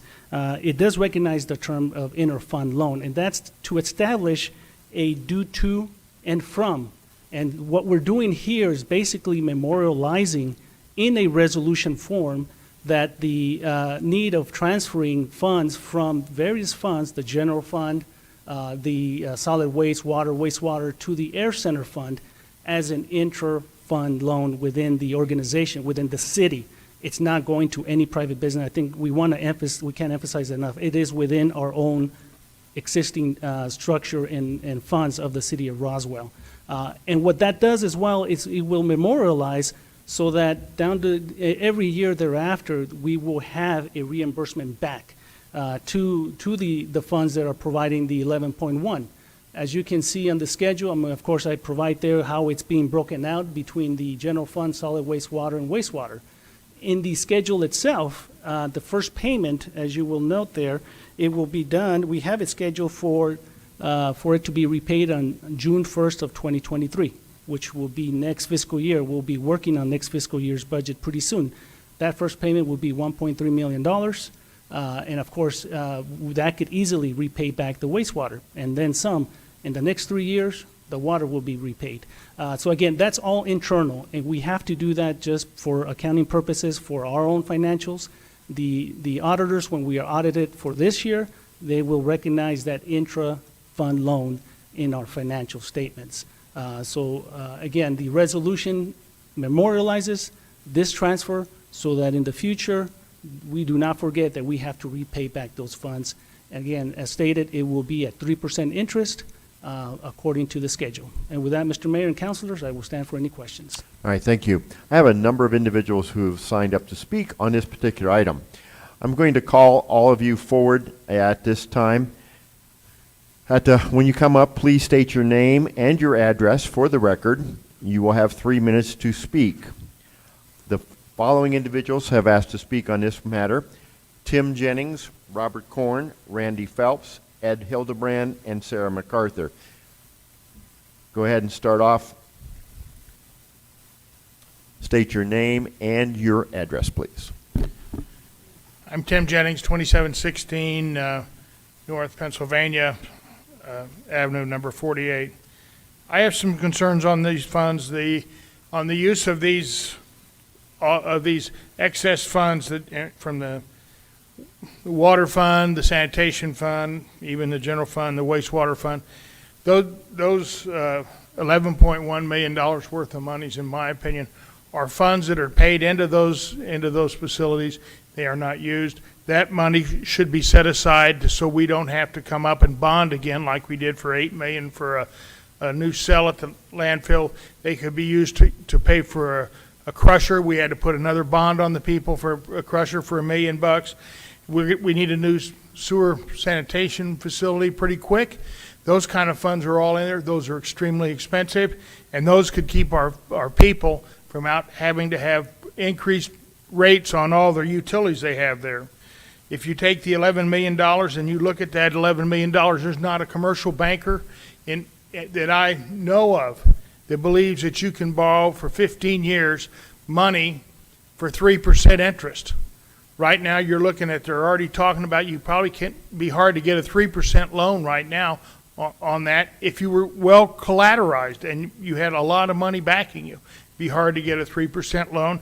And if you look at this stuff, people are predicting rates to go at least as high as 7.5% in the very near future on your rates. And I just tell you that from being a banker and being or on a board of a bank and on the State Investment Council, you're not going to be able to release that money like that. I think when we look about these funds, you're looking at $15.8 million to build a building. You got $18 million, 18.1 here. That's $3.1 million. There are a lot of tenants out at that air center that need a lot of help. We have hangar doors that don't open. There's some that don't have heat in them or anything else, and they're in extremely disrepair. And I think you have to be considerate of air sale and the people have hangars. Everybody who rents out there should have some portion of some of that $11 million if it's there to improve the air center itself. Those are all needs out there. Every one of those person is a business that's here in Roswell and should be treated as equal and as fairly as you can. That is extremely important to do. I would also tell you when you look at this, I think there's a great deal of concern about how this all came about. I'm sorry if someone thought this was a backroom deal, but when you find out about things involving this much money in your community in the newspaper, and, you know, that's something that should have been brought out, and we should have had ample opportunity to have a public meeting where people could discuss these issues without fear of reprisals or anything else. And that should have been, but Time is expired. Thank you. It's always great. Mr. Korn, then Mr. Phelps, then Mr. Hildebrand, and then Ms. MacArthur. Ma'am? No, we don't do this. Mr. Korn. Thank you, Mayor and councilors. I'll keep my remarks brief. Maybe I'll yield some time back. A couple of things about this project. Name and address, please. Beg your pardon? Name and address. Oh, Robert Korn, 1103 Camino Real. I'm sorry. I don't do this. I'm usually sitting up there. But anyway, here in Roswell, by the way, 88203, if you must know. Couple of things that, and I'm looking at this from a 10,000-foot level. With the $11 million that's before you all, the $3 million from the state that's been funneled through the county as the fiscal agent, and the $4 million LEDA money, that's $18 million of taxpayer money that's already been pledged for this project. And I'm sorry, Mr. Nebb, but you said the total estimated cost on your slide was 15.8. Maybe I misunderstood something, but that's what happens when you get in a rush. And an additional private investment of $6 million. You know, the bigger this is the biggest project Roswell's seen since TMC, period. And the bigger the project, the more cumbersome it is, the more complicated it gets, the more people that are involved. And I applaud you getting to this point. My question is, why weren't we having this discussion back in January or December? We could be all night pointing fingers at the city, at a cent, at an engineer, at the county, for heaven's sakes, at the state, whatever you want to do. But I think that as large as this project is, and by the way, I'm behind Ascent Aviation 100%. I was when I was on the county commission. When the $5 million showed up at our doorstep from the state, we tried to get moving on some projects, and we couldn't get much done at that point. Since then, this thing's been moving. I've been off the commission now a year and a couple of months, but I'm glad it's finally come to fruition. I just think the timing could have been better. Thank you, Mr. Mayor. I'll yield back my time. All right, I have Mr. Phelps.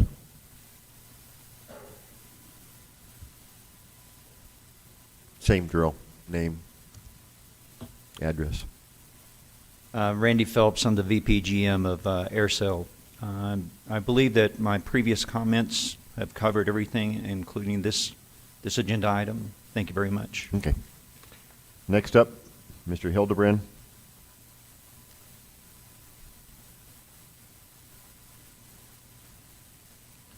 Mr. Mayor, councilors, Ed Hildenbrand, 3008 La Jolla, 88201. My concern, and I'm all for this project, but my concern is on this loan, that I take my money from my left-hand pocket and I put it in my right-hand pocket. And that's what this is look like this is being done. And that's okay.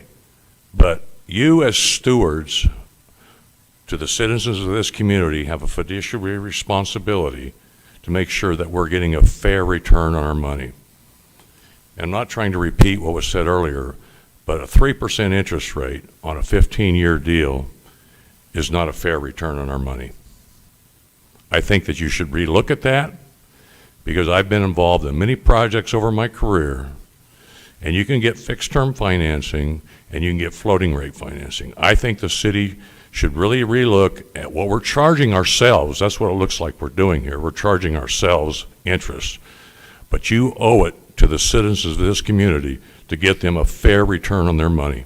And 3% in this economic environment is not a fair return. We know the Fed is going to raise rates and they're going to go up. So I think you should relook at this as a floating rate so that the citizens are taken care of as things increase in price. Thank you for your time. All right. And Ms. MacArthur, you do not wish to? Okay. That exhausts the list. I have Counselor Kennard. Counselor, you have the floor.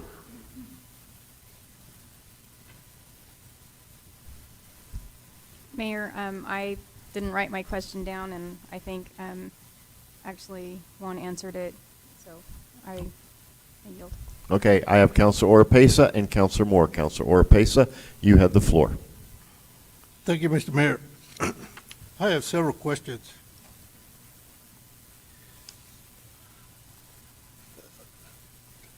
I have a problem with the inner city loan, but nevertheless, we were told that it's a legal thing to do.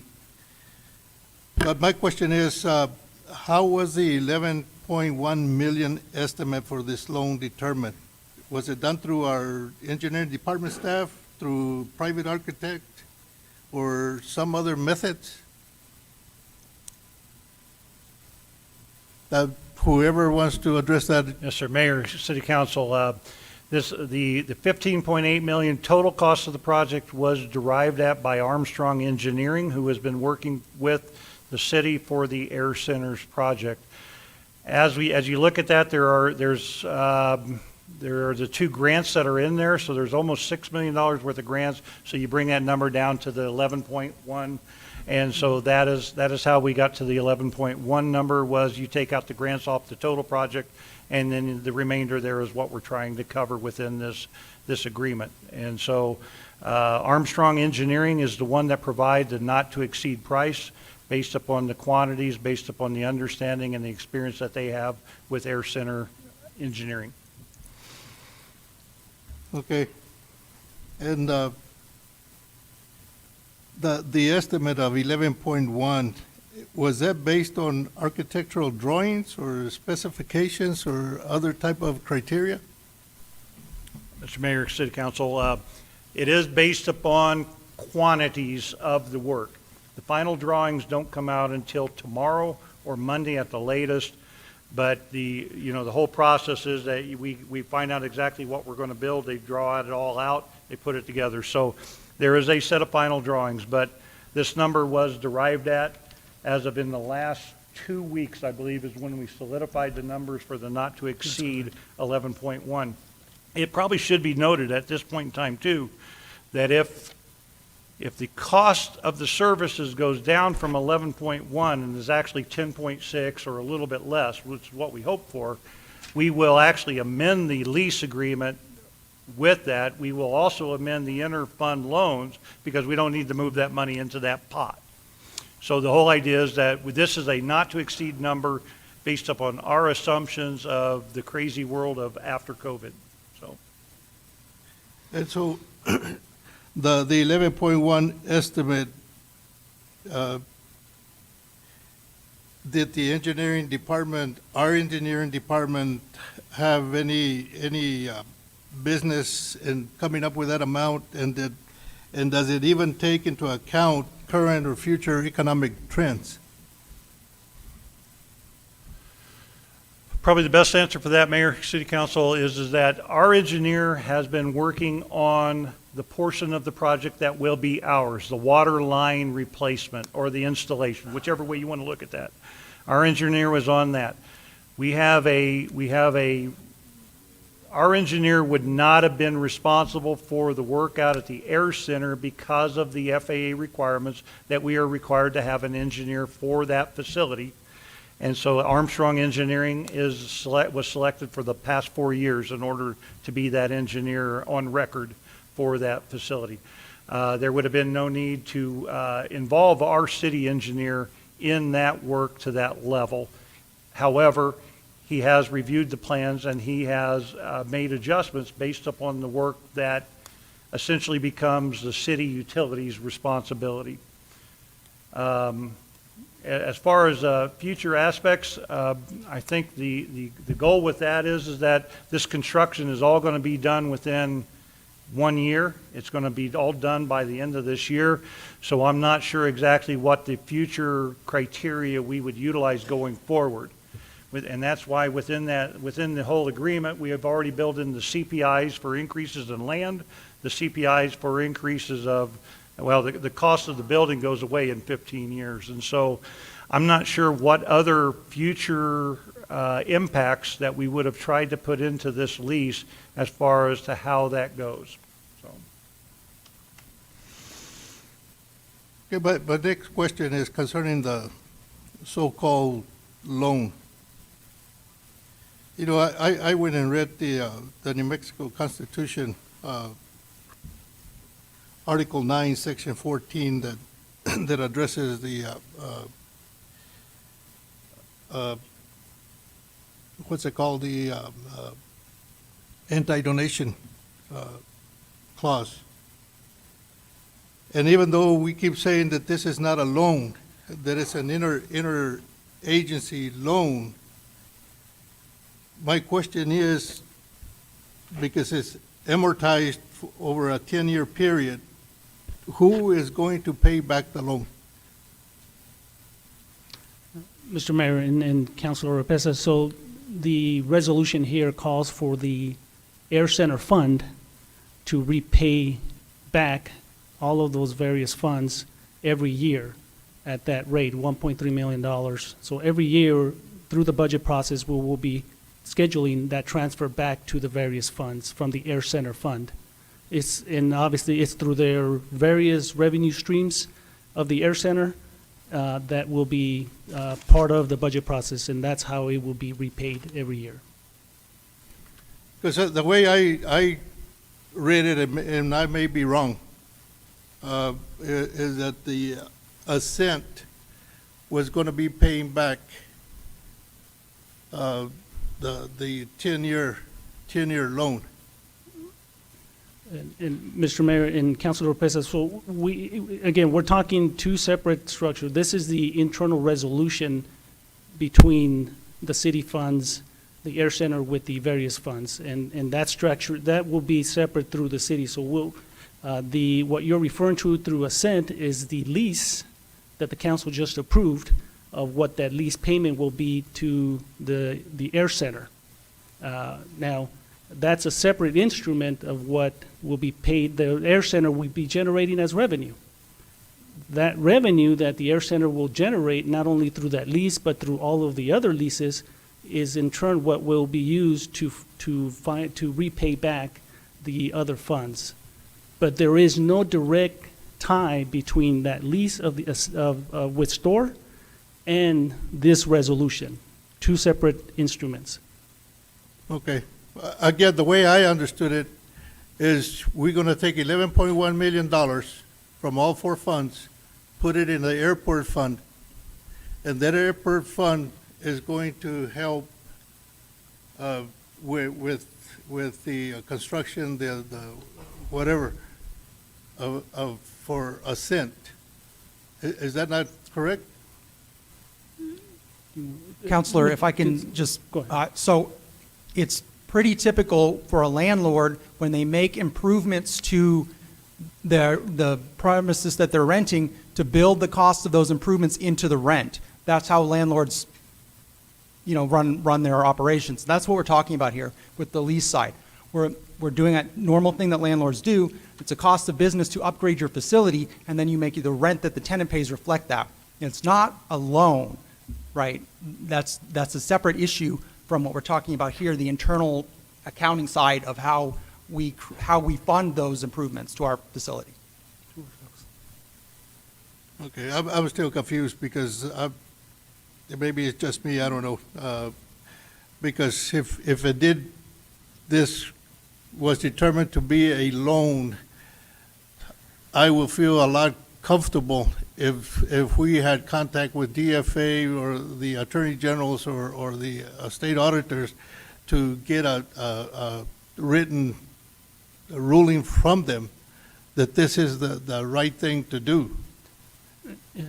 Mr. Mayor and Councilor Oropesa, so the next item is actually a budget adjustment resolution, which now that's the other piece of this process, which will be authorizing staff to do that internal transaction. Again, as I stated, this is to memorialize that we want the general fund, solid waste, water, and wastewater to be repaid back. That's the resolution through these terms and conditions. The next item on the agenda is the budget adjustment. That budget adjustment resolution will go to DFA. They will review it, and again, they will send it back to us approved, or they will ask us for additional information and questions.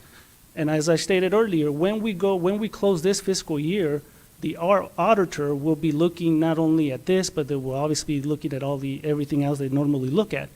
This internal loan will be, hopefully, will be memorialized as well in the audits, because it is a commitment from those funds from the Air Center to these other funds. It will be reviewed not only by DFA when the council adopts the budget adjustment resolution, but during our audit process at the end of the fiscal year. And I guess it all boils down to the community, maybe a large part of it, maybe a small part of it, I don't know, not having trust in this council, even the administration, because I was asked to ask a question from a constituent, and I found it kind of strange, but I'm going to ask it anyway. Has the city ever had issues with any payment of fraudulent bills that should not have been paid, or has the city ever been notified of any type of breach concerning its budget? And I guess that speaks to the issue of transparency and responsibility of handling people's money, which they are questioning the $11.1 million loan. Mr. Mayor, City Council, let me just answer that very shortly. No. Okay. There has never been an action of that nature. So my next question is, what is the urgency of us taking action on these items other than naming a city clerk? Has Ascend Aviation indicated in any way, shape, or form they are not willing to come to Roswell if action is not taken in this particular meeting? Counselor, I tried to cover that within my presentation a little bit, and I'll reiterate that for everybody's sake as well, too. When I offered March 10th as the next city council meeting for Ascent Aviation to do this work that you guys are working on tonight, he said March 10th was too late. In that same conversation, the offer came out that what about doing it on February 24th? If you look at the entire calendar, February 24th was the middle between the February 10th meeting and the March 10th meeting. It was a date that was set right there in the middle. I will go back and say that we had to start the demo before the end of February in order to meet the covenant, the financial covenants of the business. So I guess to answer your question directly, yes, there was some conversation with the business that said, March is too late for me. I need this information before February. As to what the repercussions were, we never got into that because I was going to make sure that we took care of the business as best as possible. So I'm not sure I understood the answer. The question was, have they indicated that they will in no way, shape, or form come to Roswell if we do not take action tonight? And I can't put words in their mouth. They did not say that if this doesn't happen on February 24th, February 25th, March 1st, March 10th, that they would not come. That was never said from them. We never got into that conversation. They said that they needed a lease agreement as quickly as possible, and this was as quickly as possible as we could get to it. So, because again, based on the information or the questions that I have received from yesterday and today, the perception in the community is that this meeting is motivated on a political driven basis. And in people's opinion, there is no urgency for this meeting, or they don't believe that it can be considered an emergency. And so I'm just going to make a statement, I'm not going to Yes, ask. I'm just going to make the statement. Again, like everybody else, I totally support Ascent Aviation of Roswell because I understand what a great asset is going to be to the city of Roswell because of the number of jobs it's going to bring in and the impact that it's going to have as far as gross receipts and what have you. However, based on what I have heard from the community and the perception that they believe that this is being done for the wrong reason, I would ask, Mr. Mayor, or I want to move that we postpone action on this item or issue to get additional information, and if needed, to have a special meeting after March the 1st, which is the election day, and perhaps even before March 11th. And that way, this would serve the purpose of squelching any perception that this issue is politically driven. And I yield. Thank you. Well, did you make a motion? Yes, sir. Okay, I have a motion by Councilor Oropesa to postpone to a future date action on this resolution. Is there a second?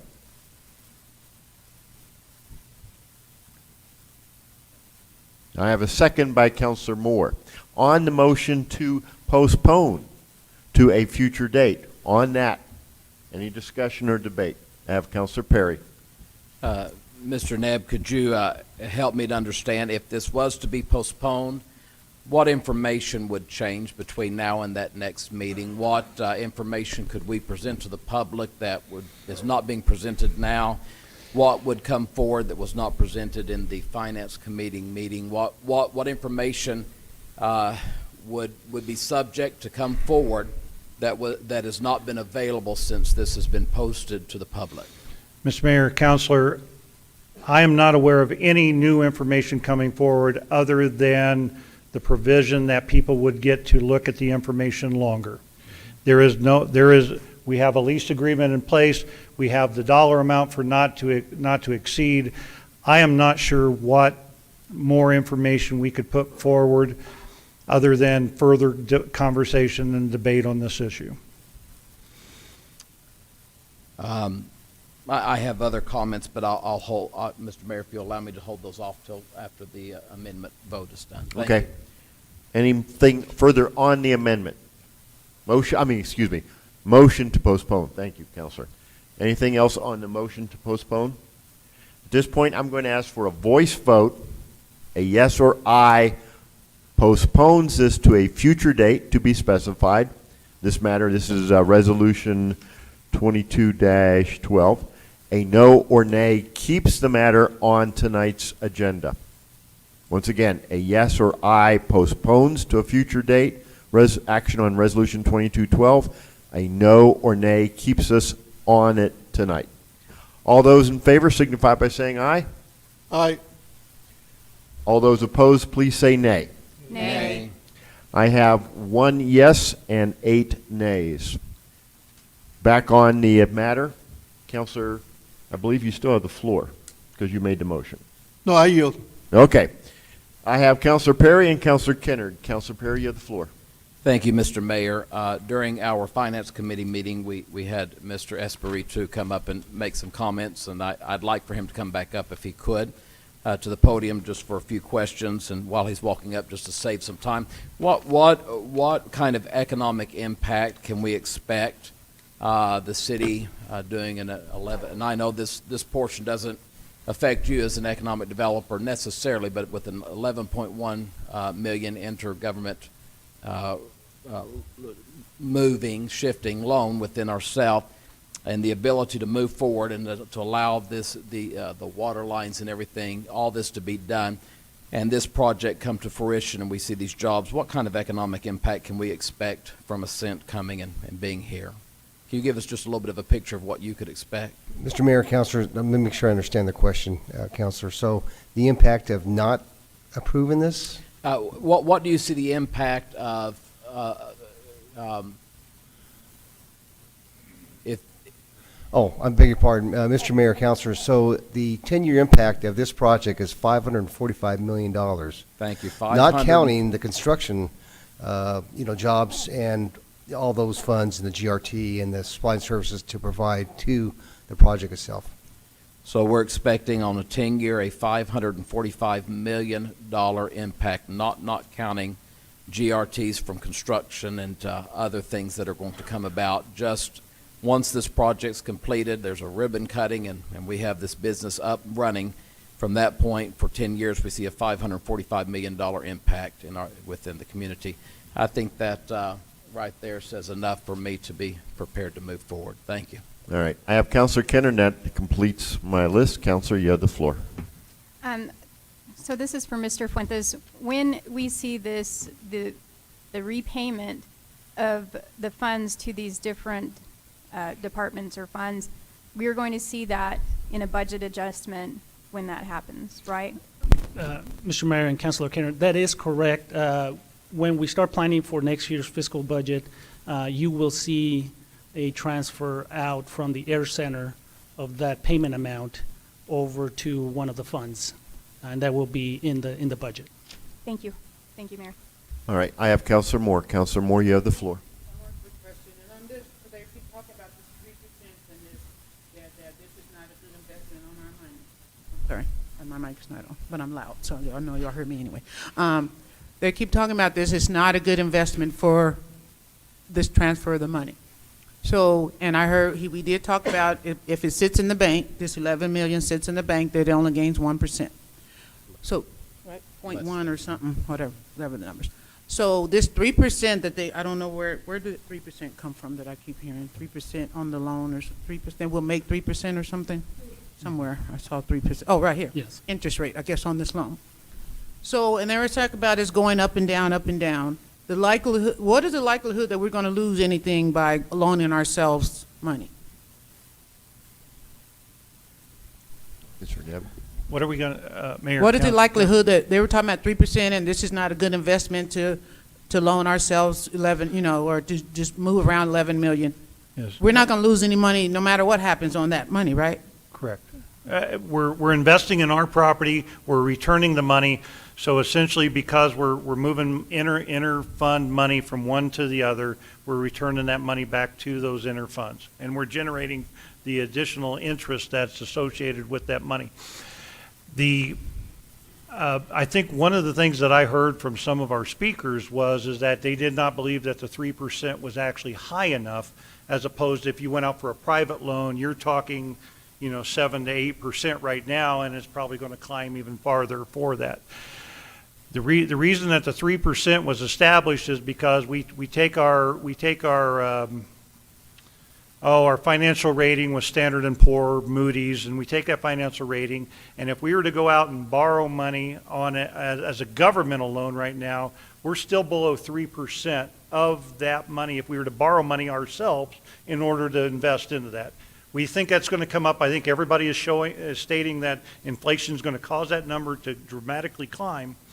And so what we did is we chose to take our interest rate of if we were to go out and borrow money out in the field, out in the world, and then we bumped it up and we just averaged it out to a 3% rather than a 7% or anything else, because what I keep hearing that we're trying to do is that we're trying to improve our asset. We're trying to bring it up to where it needs to be. There's a lot of work out there that needs to be done. So rather than to complicate it with additional debt or additional interest rates of 7 or 8%, we wanted to keep that number tight so that more money went to the capital and less money went through the interest. So we don't really lose anything from investing in ourselves.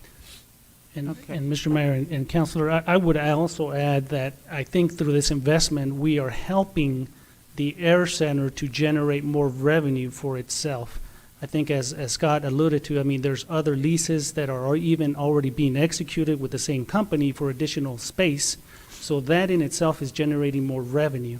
So there's not a risk for us losing the 11.1 because it's not only to ourselves, but it's to a city-owned asset, the Air Center, which in turn we're assisting to generate more revenue to not only repay back the city for those funds, but to reinvest even their own money back into the Air Center. Okay, so I'm okay with that number. So I know everybody's been tiptoeing around it, and Councilor Person mentioned it.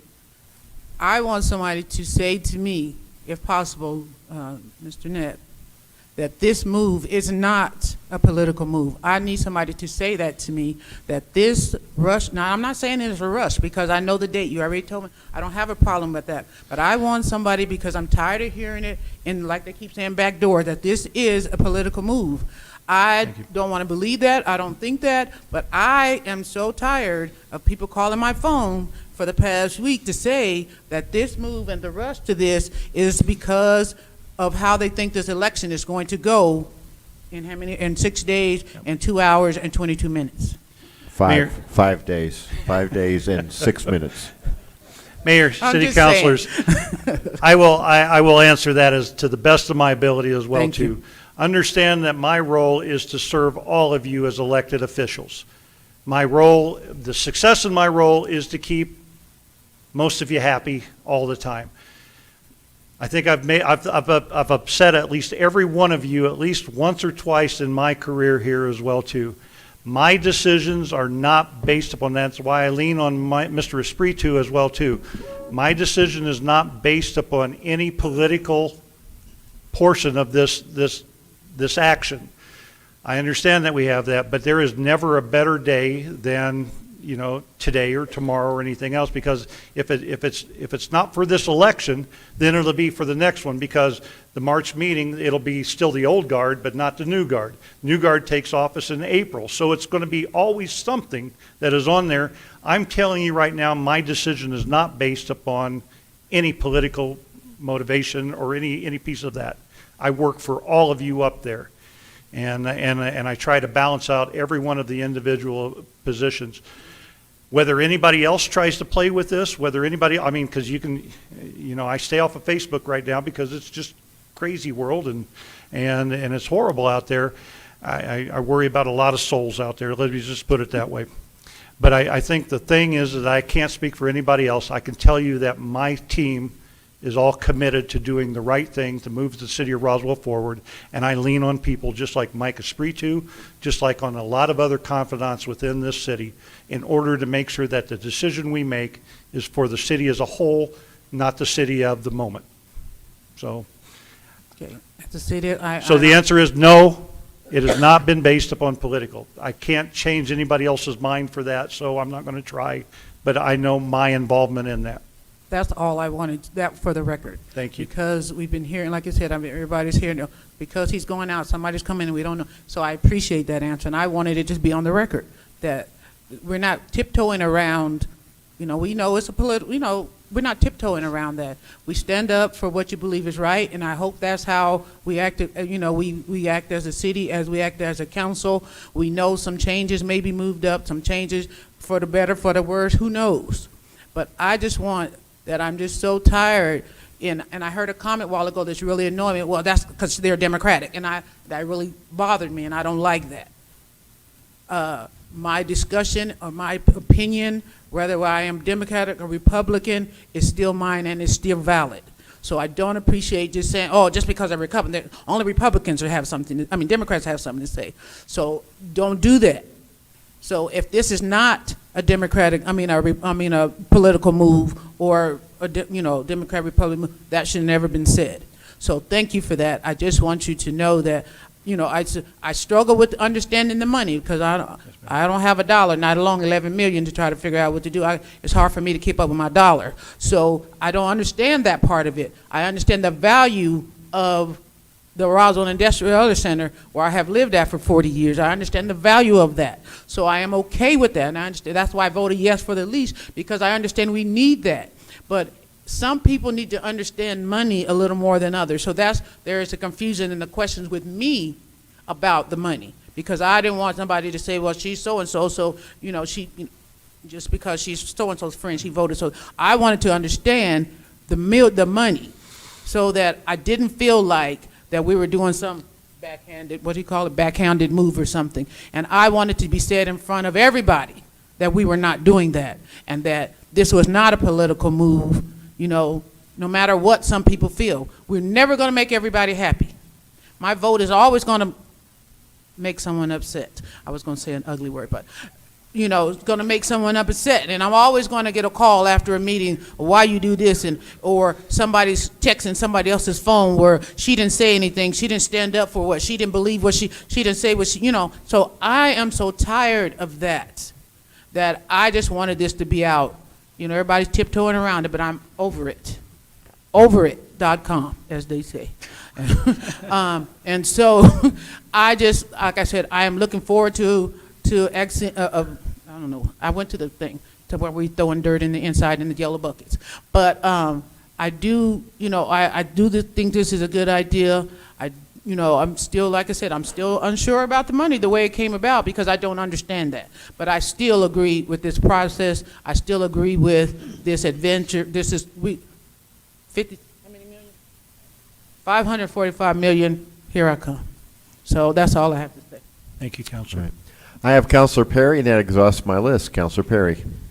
Well, thank you, Mr. Mayor. I thought that Counselor Sanchez and I were the only two preachers on this council, but I'm starting to wonder here. I just want to say, just to back up what our manager said, let me just say, I made a choice at the very beginning of this thing not to endorse any candidate. I've endorsed one, and that is Counselor Angela Moore. She has no one running against her. So that was an easy fix for me. But I made that choice to stay out of this, let everyone run their own races, and I'm not making this political. Listen, I think that everyone knows me well enough. Whoever, if Mayor Kintai continues to be this mayor, we'll have days we get along, and there'll be days we'll fight. I think that if Senator Jennings or if Ms. Tellez or Mr. Malone become the next mayor, I think there'll be days that we'll do things great together. There'll be days we're going to fight. That's just the way that's part of this. This is not political for me. I want you to know that Mr. Nebb and Mr. Fuentes approached me as chair of the Finance Committee, said we need to sit down with you, we need to meet, we need to discuss. This is a potential possibility. And that's what we did. That's exactly what we did. And we sat down and we discussed this, and at no time was there any mention of what does this particular elected official have to say about it or think about it. We went through the correct processes, which is for staff to get with the correct chair of that committee, which just happens to be finance, and we moved forward. And there was, I wish that this would have come about 6 weeks ago. Boy, it'd make everybody's life a lot easier, but unfortunately, this is how it's gone, but we're here, and I'm ready to move forward. Thank you. Now I have Counselor Foster. Counselor Foster. Thank you, Mayor. That completes my list. Thank you, Mayor. And my whole thing is I wanted to make a statement about how we're being unfair to the other tenants out there. I do believe Mr. Nebb and most of the people that were making those statements were at a recent tenant meeting where Mr. Nebb stood up and said, if you want to make an investment in our property out here, the city would be willing to come out with low interest loans. And so not everybody in this room and not everybody online was at that meeting, but we've already offered to all the tenants out there that we would help them with their business to improve our property. And so we're not being unfair to them. So thank you. I yield. Now we have Counselor Kennard. That exhausts my list. Counselor Kennard, you have the floor. Thank you, Mayor. I think I'm like everybody else that gets these text messages from whoever sends them out. And yeah, I am a candidate, and I'm just, off of what Counselor Moore said, I would argue that we're just doing the city business. I don't know that the business world operates around a city election. I mean, I would imagine that there's bigger things going on right now than for Ascent and their financial group than this election in 5 days. I feel like the outcry is from people that are involved in the politics, because 3 of the people that spoke up are candidates.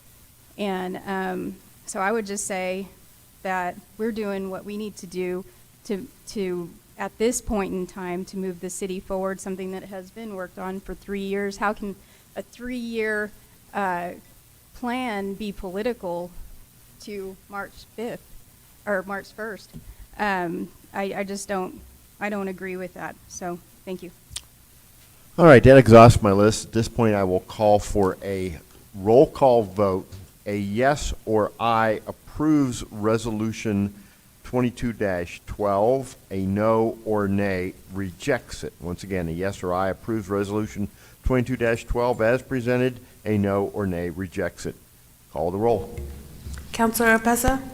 No. Counselor Moore? No with an explanation. Counselor Roebuck? Yes.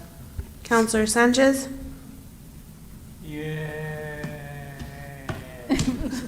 Counselor Best? Yes. Counselor Kennard? Yes.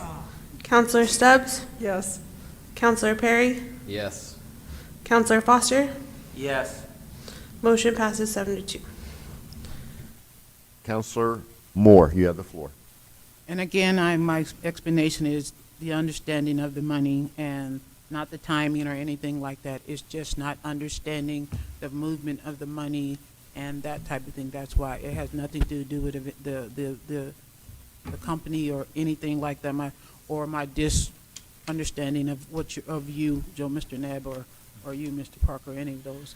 I just not sure about the money and the way it's being moved around. So, Mr. Mayor, How you- council, you are more than welcome. I have a number of staff members that will help walk through if anybody has the time, and all we need to do is schedule a point. You can sit down with Mr. Fuentes, Ms. Davies, anybody will help try to walk through that. All It's right. it's a system that just need to understand, but yep, we're happy to help anybody that needs help understanding it. Okay. Next up, item number 4, Counselor Perry. Thank you, Mr. Mayor. On the recommendation of a vote of 3-0 from the Finance Committee, I move to approve Resolution 22-13, which is the adjustment for fiscal year ending June 30, 2022, as outlined in the resolution. I have a motion by Counselor Perry and a second by Counselor Roebuck to approve Resolution 22-13. Ms. Davies. Mayor, City Council, I am here today to ask you for consideration approval of Resolution 22-13, approving budget adjustments for fiscal year ending June 30, 2022. This is a housekeeping item. Department of Finance and Administration reporting system requires approval of a budget amendment when increasing a revenue and/or expense in an approved budget. Currently, we are looking at a transfer between various funds of $11.1 million, general fund of $4.1 million, transfer from solid waste of $2 million, water fund transfer of $4 million, and wastewater fund a transfer of $1 million into the Air Center for an $11.1 million.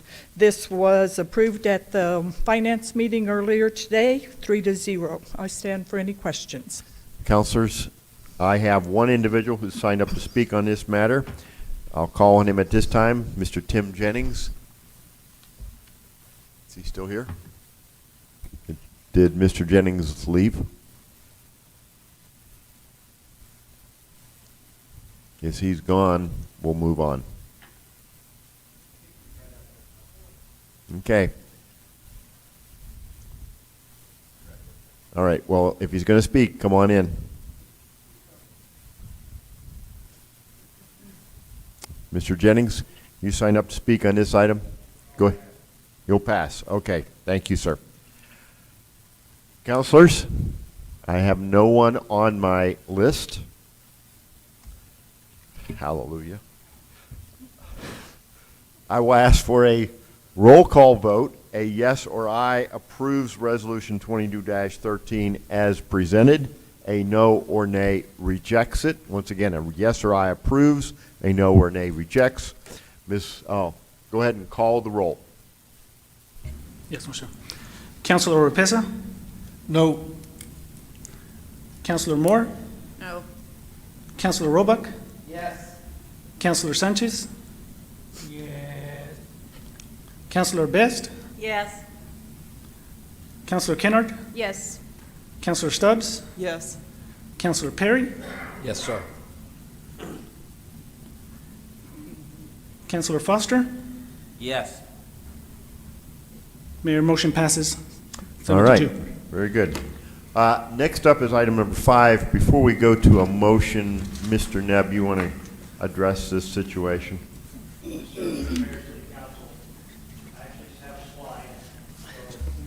Make sure your microphone's working.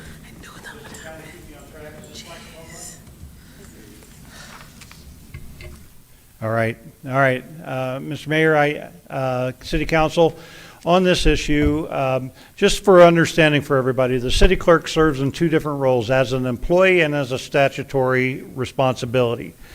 That's the challenge we have with that position. The treasurer position is similar to that. The police officer position is similar to that. Three positions have statutory responsibilities as an employee.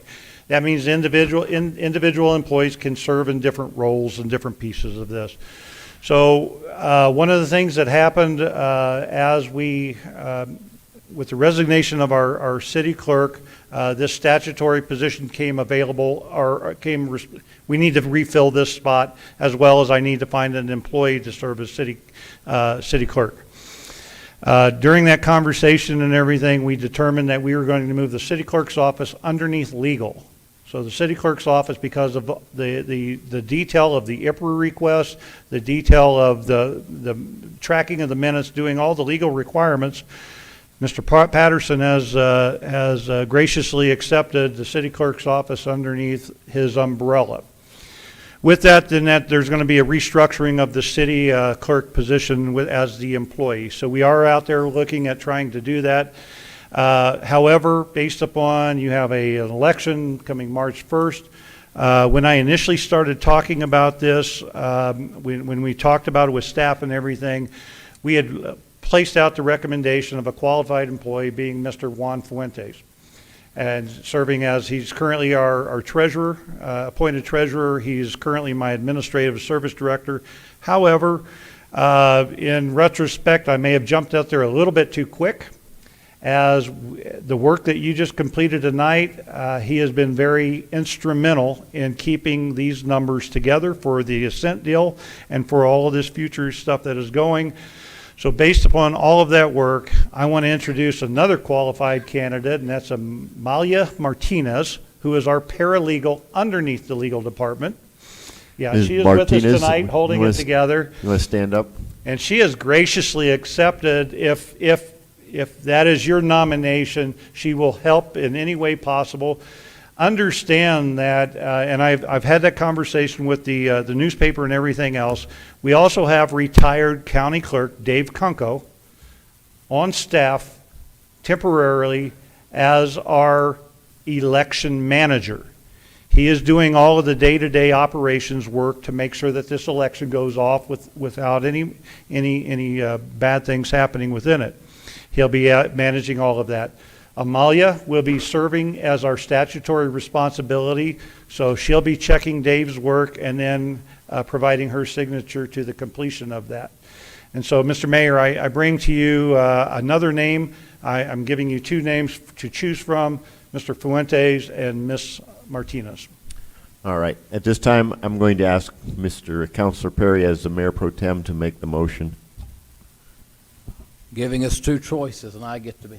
No, you don't get to pick. I'm aggravating. You get to move what I told you. I'm aggravating. And Mr. Mayor, if I could just please, just for the record, because that you are exactly correct. You are the one who gives us The nomination. the nomination. So if you could please say that publicly, and I'll make a move on that. I will ask you to nominate formally, or make the motion to forward my nomination of Ms. Amalia Martinez as the city clerk. Thank you, Mr. Mayor. At this time, Mr. Mayor, based upon your nomination, I make a motion that we approve the nomination of the mayor for Amalia Martinez to now serve in the office of interim city clerk. I have a motion by Councilor Perry and a second by Counselor Stubbs to approve Ms. Amalia Martinez as the interim city clerk. Any discussion? Oh, I have one individual signed up to speak on this. Mr. Jennings, is he still here? All right. Mr. Jennings, is he en route? No. All right, let the record reflect Mr. Jennings has left. Moving on to the council. Any discussion, debate on this? If not, I'm going to ask for a voice vote. A yes or aye approves the nomination of Ms. Martinez as the city clerk. A no or nay rejects it. All those in favor signify by saying aye. Aye. Any opposed, please say nay. Hearing none, passes 9-0. Congratulations, Ms. Martinez. All right. As item number 6 was deleted from the agenda, Mr. Nebb, is there anything else you wish Yes, to? Mr. Mayor, City Council, as this election has generated a lot of interest, I asked Mr. Kunko to join us tonight to kind of give an update on where we're at, with the loss of our city clerk and everything.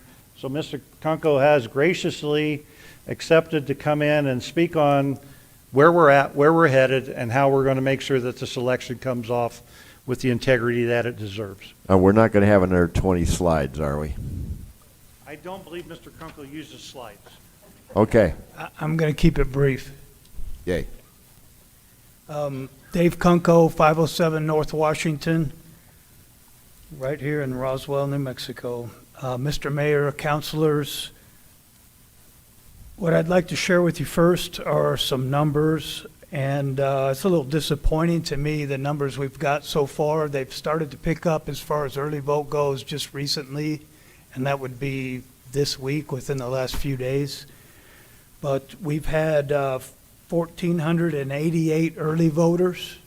That's 2 sites. Roswell City Hall is one site, and the County Administrative Building is the other site. Speaking of the administrative building, it's not in the back where we normally have that polling place. You need to, if you're going to vote down there, you need to go to the front of the building, and there's signs that guide you right to it. It's right there near the front. And then we've sent out 218 absentee ballots, of which we've received 136 back.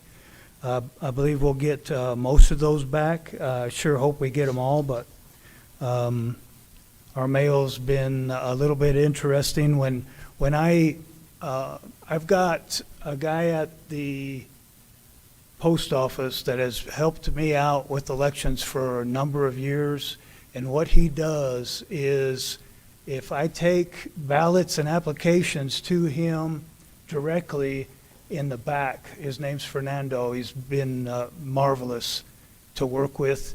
He keeps those ballots from me in town. They postmark them there, they get them on their trucks to go out that very next day. So it helps in this process.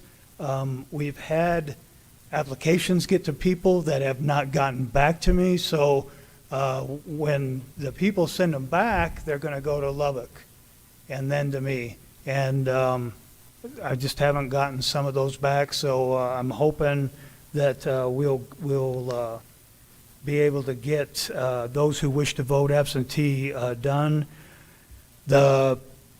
I'd like to share a couple dates with you as well.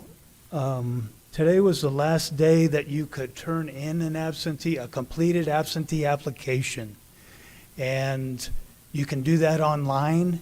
We've gotten a number of them online, and they make you prove who you are. They're going to ask for things like your driver's license number and some other things to verify who you are. But once they've met those hurdles, then we can send them a ballot out directly. The last day I can mail out a ballot is tomorrow. So if I were to get any late today, I could mail out those ballots tomorrow. And like I said, they'd be on the truck the next day to get to those people. And we're trying to also tell people is at this point, once you receive that ballot, please arrange to have that brought back by you or a family member to the city clerk's office so we can get that checked in and locked up and ready for the absentee board to process. If you are hoping to early vote and you won't be around Tuesday, you better vote between 8 and 5 tomorrow or 10 and 6 on Saturday. Those are the only 2 days we've got left to early vote. No voting on Monday. Regular election day, we have 6 sites, which are St. Mark's Lutheran Church, West Country Club Church of Christ. We've got Waymaker Church. We've also got the Boys and Girls Club. The county building in the front will also be a polling place on election day. And then we also have a site at the Student Union building there on the base. And so those are our 6 sites. One other date that I'd like to share with you is March the 10th. We'll canvass that election in front of the county commission in their chamber at 9 o'clock the 10th. And that's really pretty much this election is right where it needs to be. We've got everything in place to make it happen, and it's running very smoothly. And I just want to reassure all those people out there that feel like maybe everything fell apart. The city clerk that resigned brought me in to help with this election, and that's what I'm doing. And we're making sure that it's going to run smooth. Thank you. Okay, thank you. Mr. Nebb, anything else? All right, counselors, I have 7:19. We are adjourned.